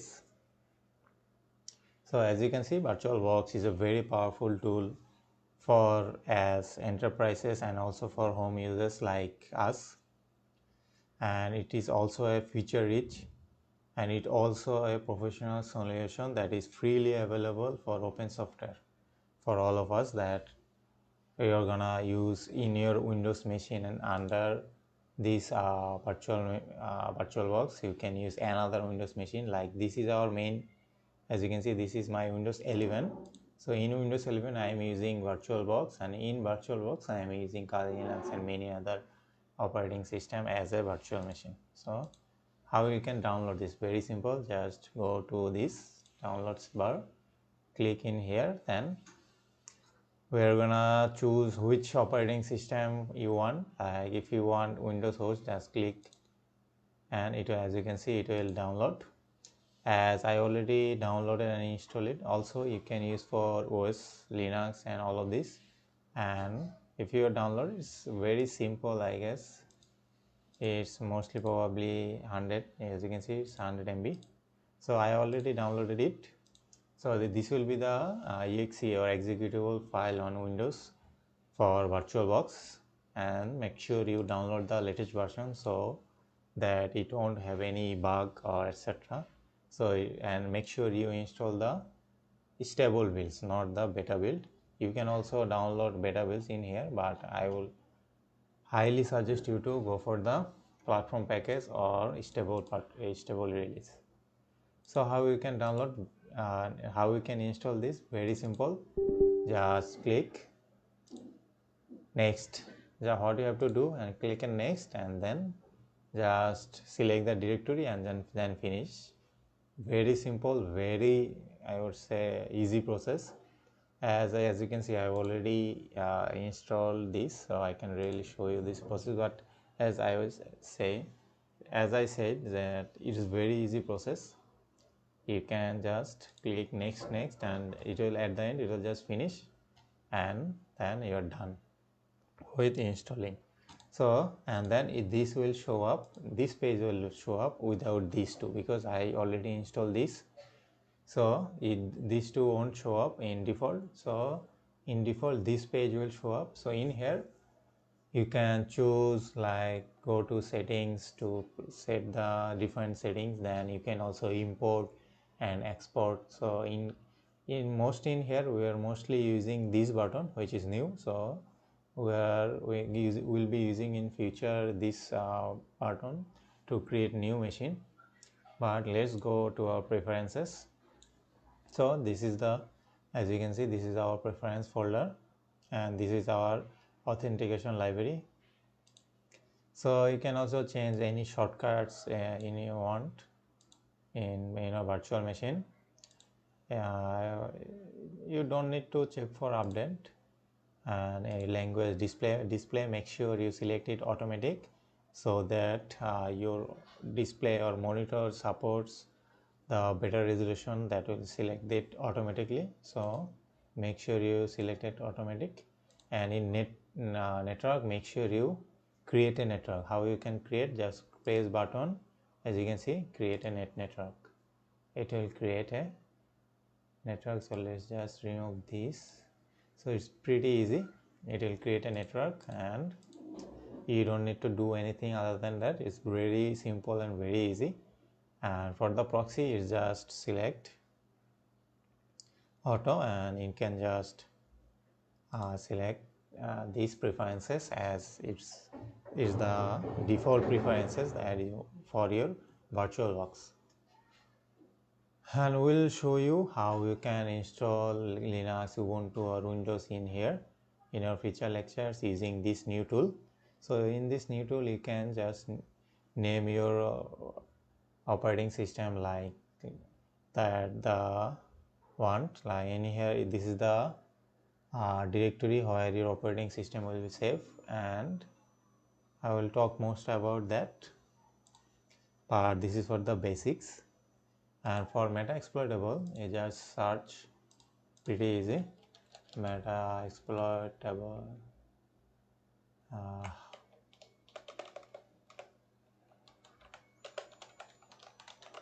Just search metasploitable VirtualBox. So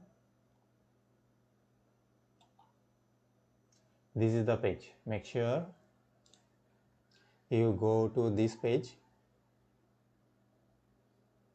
So this is our page for downloading our metasploitable framework, and we will also use this VirtualBox to install this metasploitable in here. And it's pretty easy. Just select your first name, last name, job title, and then submit. It will automatically download this metasploitable, and I will show you in later how you can install this metasploitable under in VirtualBox. So that's the basic of your Oracle Virtual Manager. It's pretty simple and pretty basic, and that's it. Hello everyone. So as we previously installed both Windows and Ubuntu in VirtualBox, so let's give you a basic overview of Windows into this VirtualBox. So let's just start by clicking start.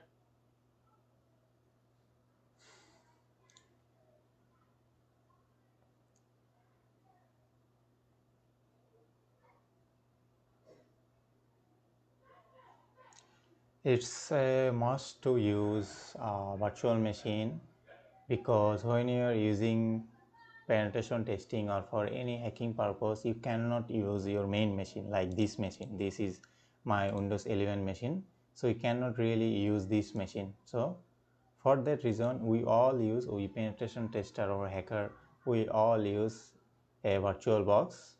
Inside this virtual box, we all use any other virtual machines like Windows, metasploitable, Ubuntu, Linux, Kali Linux, and all of those, because if somehow something goes wrong, your main machine won't be affected, this virtual machine will be affected, and you can just simply delete this virtual machine, and there you will have no problem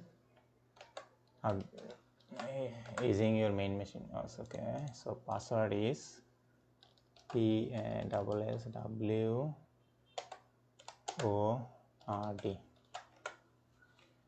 So password is password, make sure you remember. So inside this virtual machine as Windows 10, you can do mostly all of the things you can do in here, but what you will do in this virtual machine won't be affected into your main machine. Like you can do all of the things that you want, like go to Google and search for anything. So you can watch multiple items, and the main thing is this Windows is the same exact one as the main Windows, but the fact is it's into this virtual machine, and our main machine is outside this virtual machine. So you can try penetration testing, all of those testing in here, and your main machine won't be connected and be affected with all of those. You can test into this one to this one and all of those.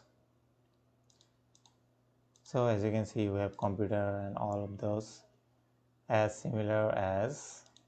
So as you can see, we also have a hard disk because we selected 40 GB. So this is our 40 GB, and 25 GB is also free in here. So we can just copy all of those. Like let me show you, like you can just simply copy this and paste this into Windows machine, and because as you can see, because we selected this bidirectional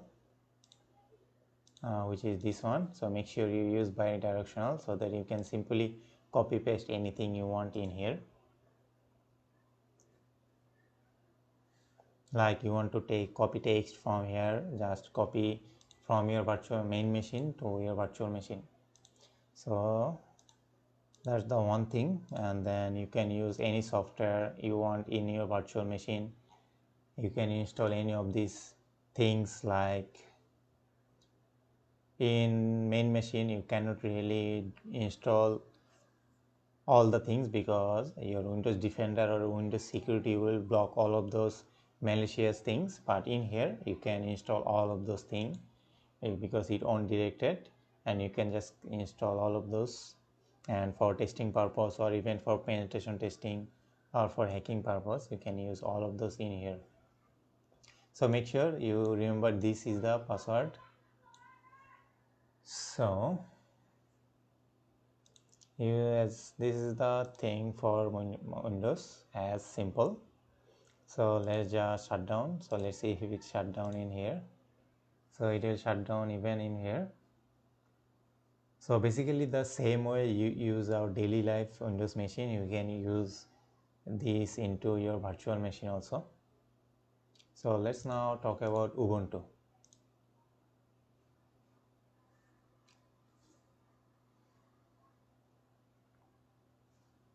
So as we know, Ubuntu is a very popular operating system.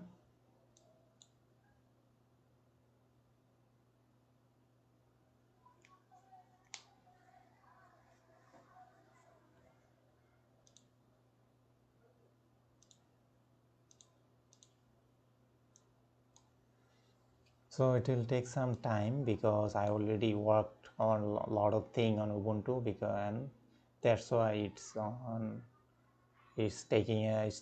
took a huge space on my hard disk, something like 60-70 GB, because I mainly work penetration testing both on Kali Linux and Ubuntu, and also on metasploitable for like XSS script or other things.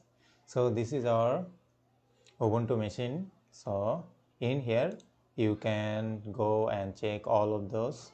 So this is the recent option. So frequently I use terminal setting and software. So by clicking all, you have, like as you can see, archive, calculator, disk, document, font, Firefox, and all of those things in here. And in setting you can even, if you want to like change it to full screen, like, then you can change all of those in here, as you can see. But I'm more comfortable using this as this resolution because I mostly work 2 or 3 operating system at a time, so it's more comfortable to switch from this to this. So again, you can use all of those settings in here. You can use application, you can download and install all of those application in here, and you use terminal like ifconfig to check the IP address. As you can see, this is my IP address of Ubuntu machine, and the same way that you use any Linux distributor. So Ubuntu is a popular Linux distributor, and also Kali Linux is a popular for Kali Linux is mostly popular for penetration testing. So that's why Ubuntu is mostly popular for like daily use cases. So in here you can choose all of those options, and also so let's go to our desktop. So this is our trash folder. You can like similarly as our Windows, and this is our wired connection. As you can see, you can change volume in here, you can change setting, log, power of all of those in here, and also so this is our data bar similarly like our Windows. So Ubuntu is I think most stylish also. So that's all about the basics. So you can also install software using this. You can visit browser using this, which is the built-in Firefox, which both on Kali Linux, Ubuntu, except for Microsoft, who uses still Microsoft Edge, but all of those are pre-installed in here. You actually don't need to do anything. So let's go to our So as you can see, a virtual machine is not that fast like our main machine. So make sure you remember that. So that's all the basics that you need to know about those virtual machines. So let's just power off. And the main thing about all of those is your setting. So make sure you always change those settings and give a suitable amount of memory, RAM and processor. Make sure at least give them 2 processor, otherwise this won't work properly. And make sure you always check which adapter or network you're using. If you're using network, then you select network. If you're using bridge network as your Wi-Fi adapter, make sure you select this. These are the important things that you always need to know, both on for Ubuntu and both for these machines. As you can see, both of those I have network as bridge adapter, so that it connected all of those in my same network using my Wi-Fi adapter. So that's all the basics about Windows and Ubuntu. Hello everyone, hope you guys doing well. So today's topic is mobile platform. So what is mobile application development? Mobile application development is the process to making software for smartphones and digital assistants, most commonly for Android and iOS. The software can be pre-installed on the device, downloaded from a mobile app store, or accessed through a mobile web browser. The programming and markup languages used for this kind of software development include Java, Swift, C Sharp, and HTML5. Mobile app development is rapidly growing, from retail, telecommunications, and e-commerce to insurance, healthcare, and government organizations across industries must meet user expectations for real-time, convenient ways to product transactions and access information. Today, mobile devices and the mobile applications that unlock their value are the most popular way for people and business to connect to the internet, to stay relevant, responsive, and successful. Organizations need to develop the mobile applications that their customer customers, partners, and employees demand. Yet, mobile application development might seem daunting once you have selected the OS platform or platforms. You need to overcome the limitations of mobile devices and user your app all the way past the potential hurdles of distribution. Fortunately, by following a few basic guidelines and best practices, you can choose a platform. Many independent application development teams choose to build their apps for Android first. Why the vast majority, around 70% of smartphones are on Android, and the Google Play Store has fewer restrictions than the Apple App Store. On the other hand, mobile applications developed for iOS have far fewer devices that need support, making organization simpler, and user retention is typically higher for iOS applications. Depending on the intended use case and target audience for the mobile application you are developing, you might have other considerations. For example, if you are designing app for your organization's employees, you will need to know everyone's requirement.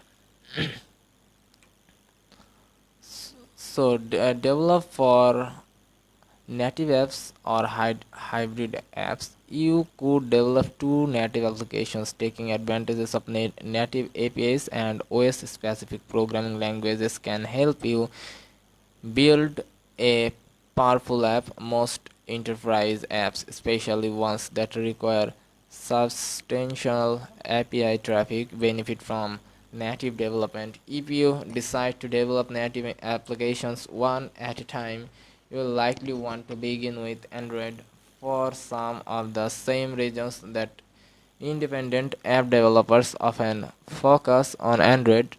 You will probably have better developing the full application as an MVP on Android and then converting and optimizing it to iOS after release. Another option is to go hybrid, taking a where once run anywhere approach. Hybrid apps use a single code base that can function on either platform. They are typically coded in a programming languages that's universally recognized, such as Java, JavaScript, HTML, or CSS, because you are denied access to the operating system's native APIs. Hybrid mobile application. So think light building for a mobile platform.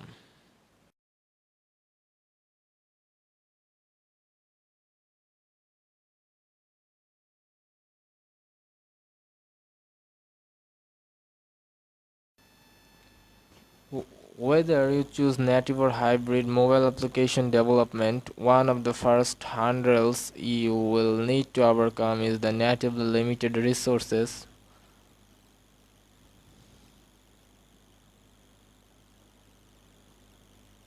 Limited mobile platform resources mean you need to adjust your goals for your app design. Throughout the mobile application development process, developers must work to ensure that their mobile app is less resource intensive than a typical desktop application.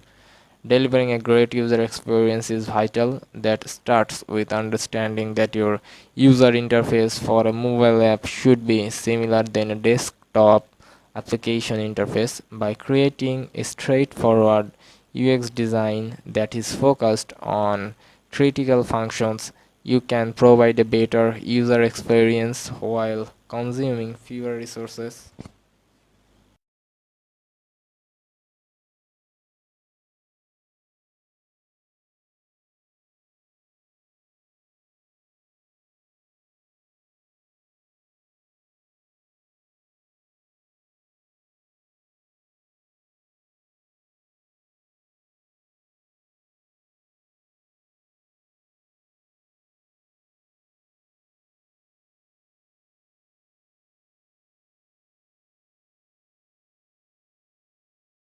Your target mobile device will have much less processing power and memory than desktop computers or enterprise servers.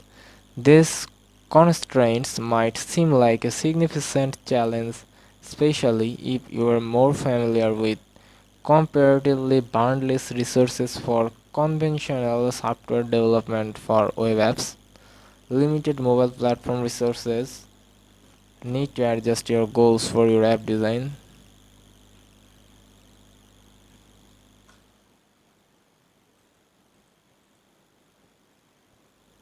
Join a developer program.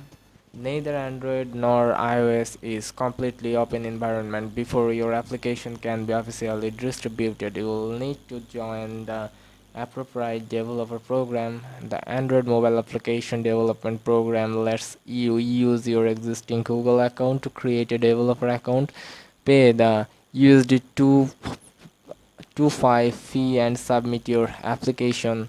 Google Play, the official Android store, does have quality standards that must be met prior to publication, but there are more guidelines than actual rules. As part of your app development process, you can also distribute your applications outside the Google Play Store and allow users to directly download and install them by construct the Apple mobile application development program sets a high barrier to entry.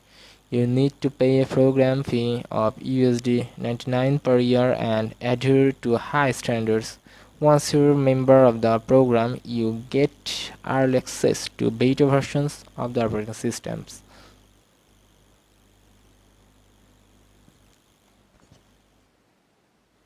So this is it, guys. Hope you guys liked it, and thanks for watching.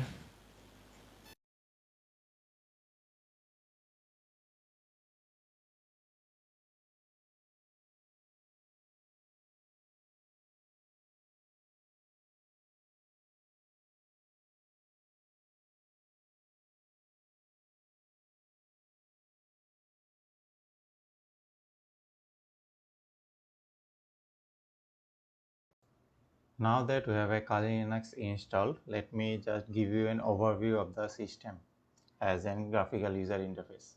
So what Kali is, what's the structure of the file system, and we'll be also talking about some of the basics apps that we are going to use.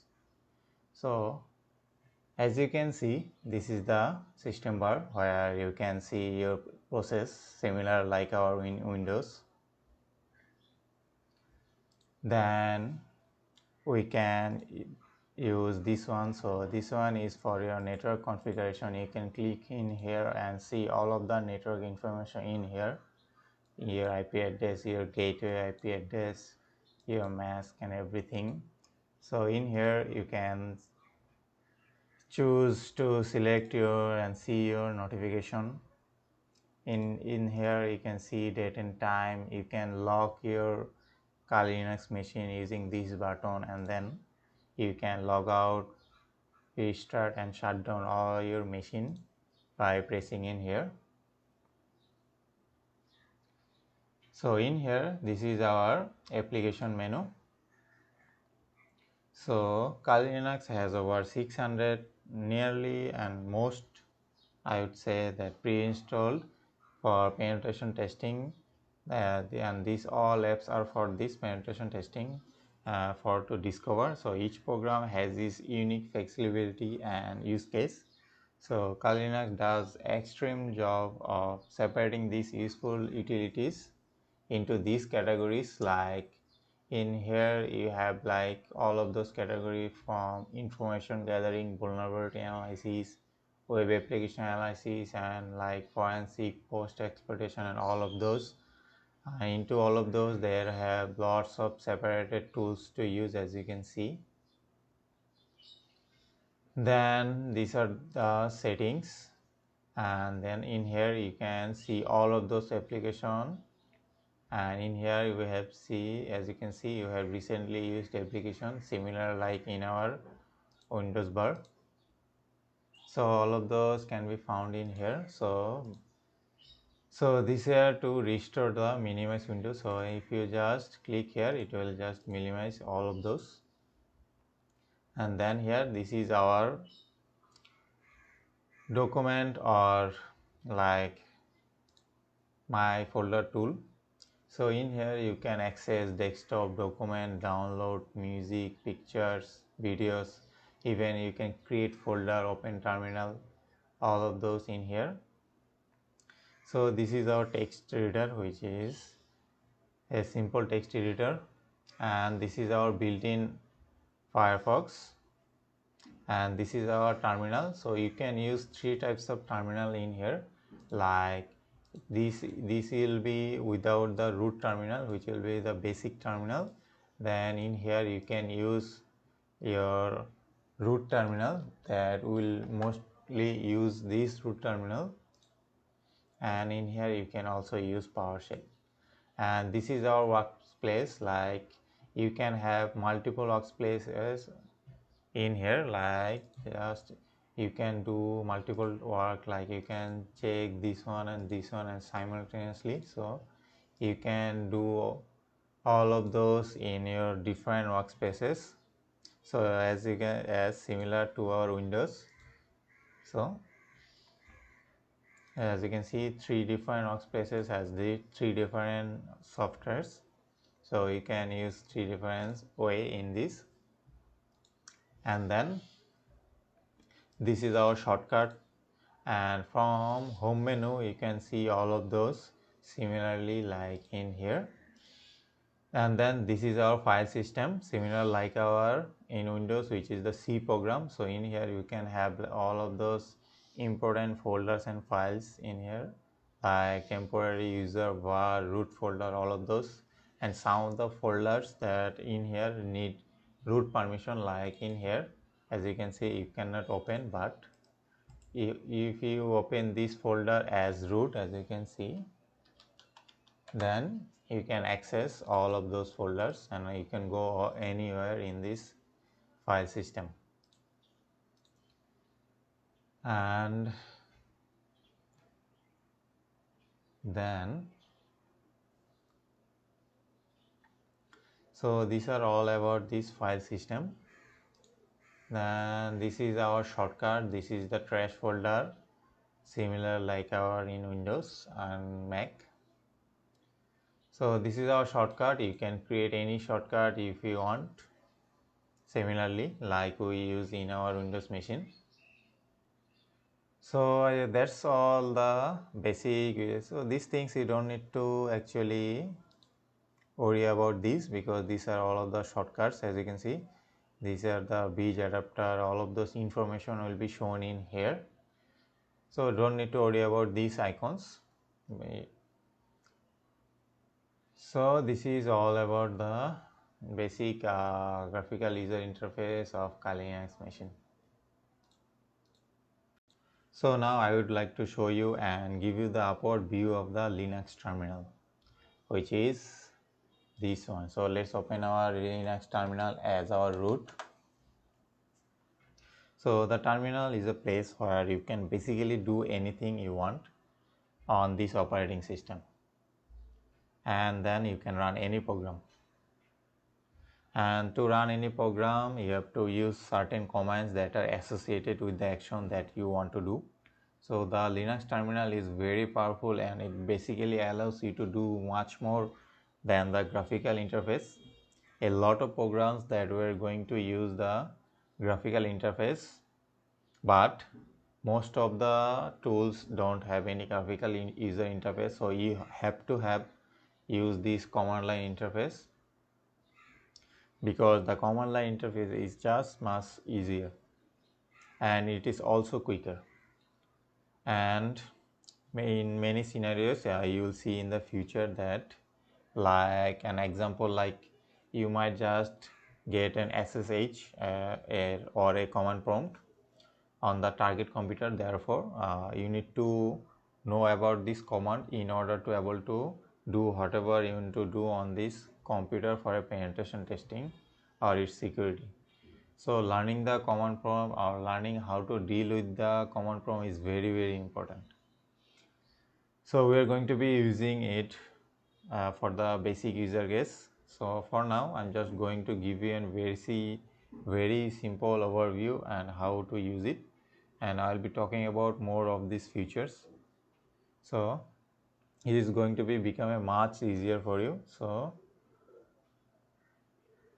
let's talk about our basic command line interface. So first is gonna be much easier than running through the graphical user interface, and it is very simple. As you can see, you just have to type any command in this result and it will display in the text. So let's first use a very simple command, which is password.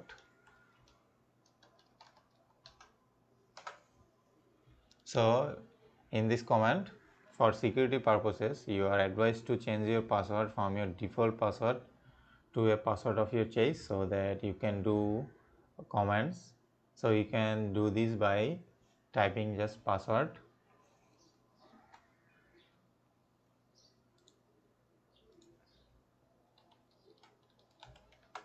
Then another simple command is ls, which is the list of their directory. So which is the directory of our root. So if you go to our root folder,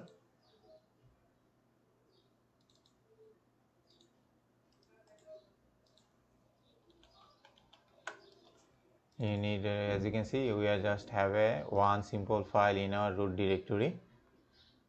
So this is similar like dir on Windows. So this will list all of those files in here. So now let's talk about another command, which is pwd. So as you can see your working directory by simply running this command, which is pwd. And also we talked about listing directories, and so let's talk about listing hidden files. So for you to list all the hidden files and non-hidden files in the directory, use ls minus la. So as you can see, minus ls minus la command, since la command will display all of those hidden files. As you can see, there are lots of hidden files in here, but when you visit, there were only one files. And you will notice that some of the files name has preceded with a dot.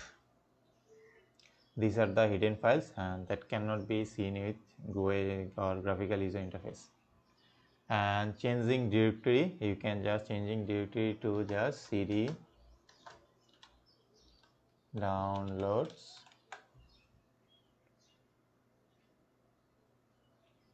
or you can use any folder that you want to use, like you want to use command line interface on like our Python project. So just open terminal here. As you can see, this will go to this terminal, because as I am on root, so that's why I cannot go to this download.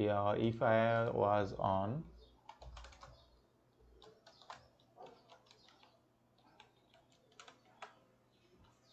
so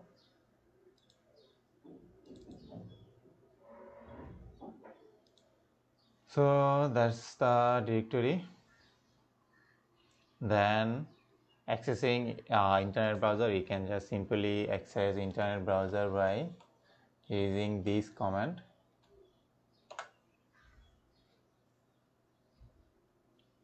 So as you can see, you can open Firefox using this Firefox command, and to be able to access the internet, you can just simply type Firefox or Chrome that you have installed. To create a directory, you can use a command like mkdir, which is making directory new. So we created a new directory in our folder, which is root. So let's open root. As you can see, we created a new folder.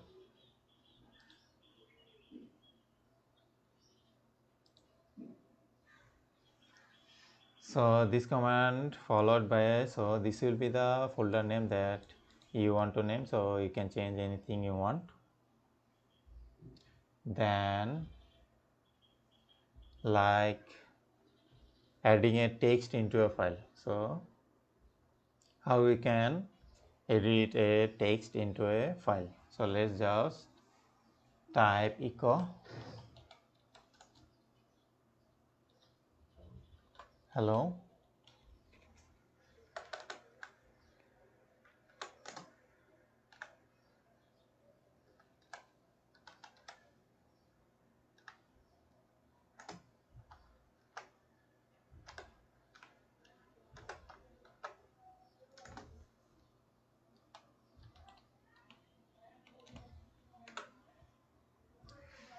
So this echo keyword as the word code into the files that is started, or just to display the word if the file is not stated. So we created a new.txt file, and into this file we will have a hello text. So let's just visit to our root directory. As you can see, new text. As you can see, we have created a hello into this file. So that's how you create or add a text into a file. And you can also locate file by using simple locate command, which is locate, and you can just locate anything like just I created. So let's create our new.txt. So it located new.txt, which is in our directory folder, because that's why it is, because I am currently on a root directory.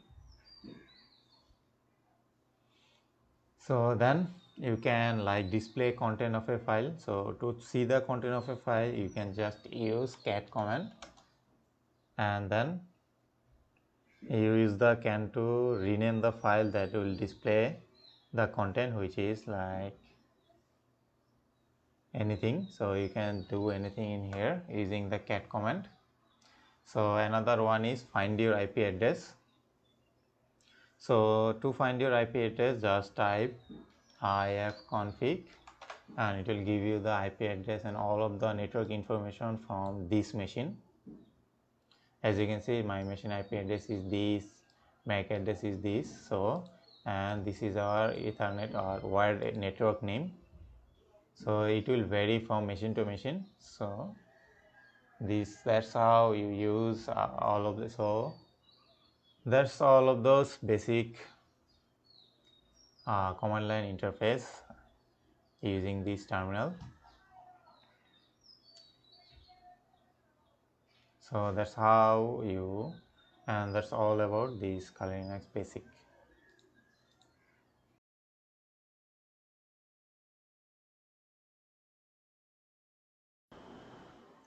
No one on this planet will ever say that they enjoy a slow internet connection. It reduces your productivity, it causes problem in important meetings, online classes that can become harder, and they have to be, and so on. So I will show you a couple of the things that you can do to speed up your internet connection. But no need to worry about that. I will show you all of the methods that you can use to increase your upload and download speed, or even browsing speed on your Windows 10 or 11. So there are essentially a couple of the methods that you can use to increase your upload and download speed. Like first method, like any tabs or application that may be using that can increase, or that can internet can slow down your download speed. So if you don't know what apps are using on your internet, then simply just go to settings, then go to network and internet, then go to your Wi-Fi, because as you can see I am using Wi-Fi. So let's go to my Wi-Fi properties. Make sure your meter connection is off, because if you turn on your meter connection, then if you're using Wi-Fi, then it will automatically update Windows using your Wi-Fi, and it will take a lot of bandwidth, and it will eventually slow your Windows or slow your internet speed. So let's search for data.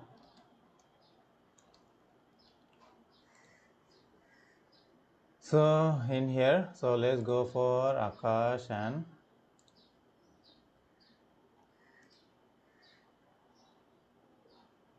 data uses.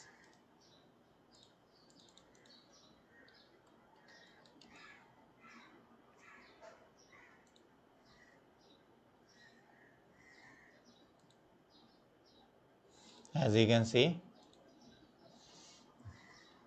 I have used like nearly 4 GB in here in the duration.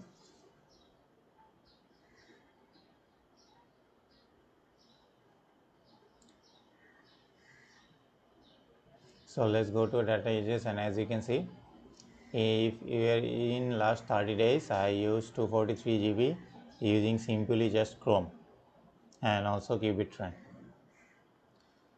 So you can check whether which uses or which application takes your data, then simply just block. Like if you don't use this app IDM, then you can just simply turn off, and it will automatically turn off your data uses, and you can just simply get more speed out of this your internet.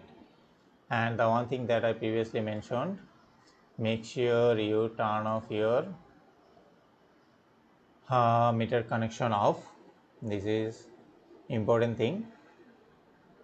Then other thing is, another cause of problematic speed is background apps on the use of internet.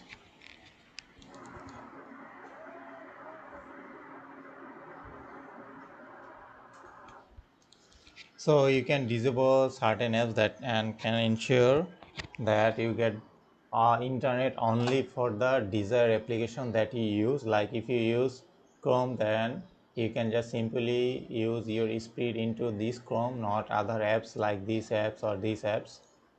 So let's go to setting,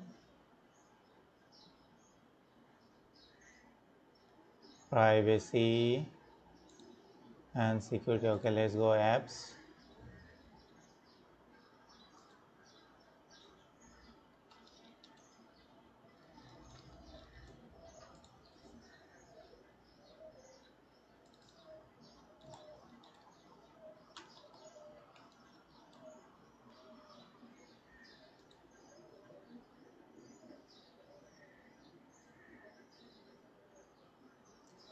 So if we go to our privacy, and if we go to our app permissions, like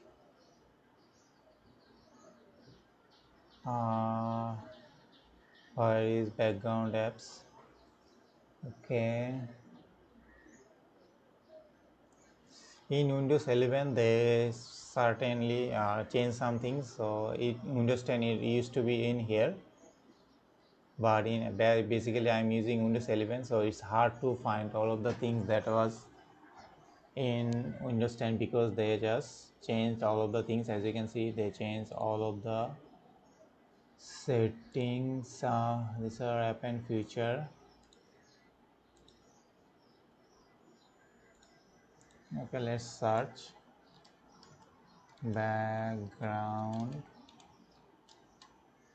app. What happened?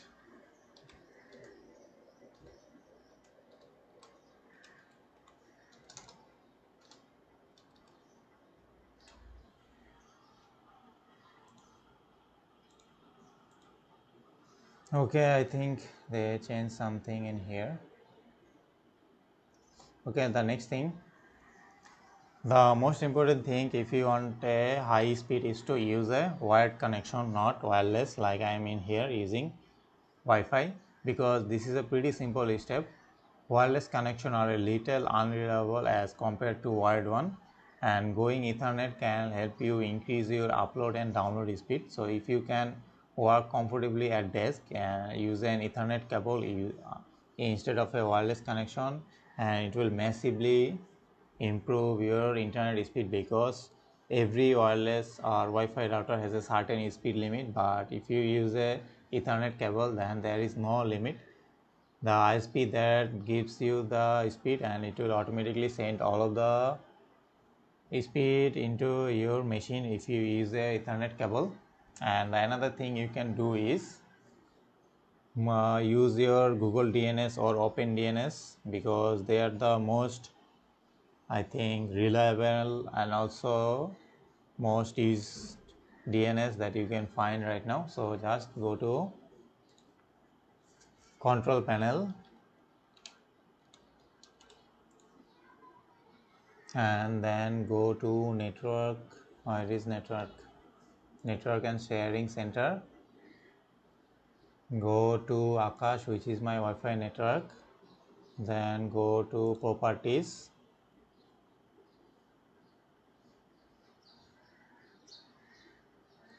and double click on the IPv4, this one, because we are using IPv4, and as you can see we are using the automatic DNS. Because so what this automatic DNS does is, this DNS will receive from the ISP DNS, because ISP gives a certain DNS that will, so the DNS that we are receiving right now is from the ISP, but you need to use the DNS which is in here, like Google DNS, which is 8888. Okay, it should be 8.8.8.8, and your alternate, so preferred DNS should be 8.8.8.8, and your alternate should be 8.8.4, because 4 dot, oh god. So this is the Google DNS that you can use to speed up your internet browsing speed. It will not improve your download or upload speed, but it will massively increase your browsing speed, because if you use Google DNS, and Google is almost like everywhere, so it will help you to increase your browsing speed. So, or if you want to use a open DNS, then you can use like, so let's go protocol again and change. So open DNS is first 20 like 8 dot 67 dot 222 dot 222. Okay, so this is the open DNS preferred DNS server. If you want to use open DNS instead of Google DNS, both are fine for, okay. So, and then the alternative DNS of open DNS is 208.67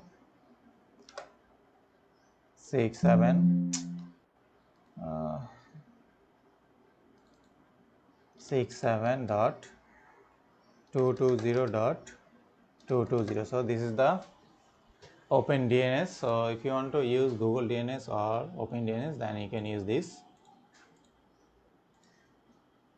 So that's the one method. Then the other method you can do is go to your router setting and change couple of the router setting that you are using.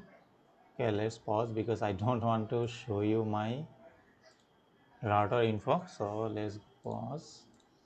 Okay, so I'm now right now in our router. So make sure you channel always use auto, and also use the highest mode that possible, and also channel width use auto, so for your safe browsing. So these are the settings that you need to change. Then you can use DHCP server enable, so make sure you also enable this. Then you should enable your UPnP setting. This will highly improve your browsing stability. Then so these are all of the things that you can change into your router and also in your Windows. So whenever I change setting, I always restart my computer to ensure everything has been implemented properly. So make sure you restart after all of those settings and retry whatever you're downloading and uploading, and hopefully your connection will be improved.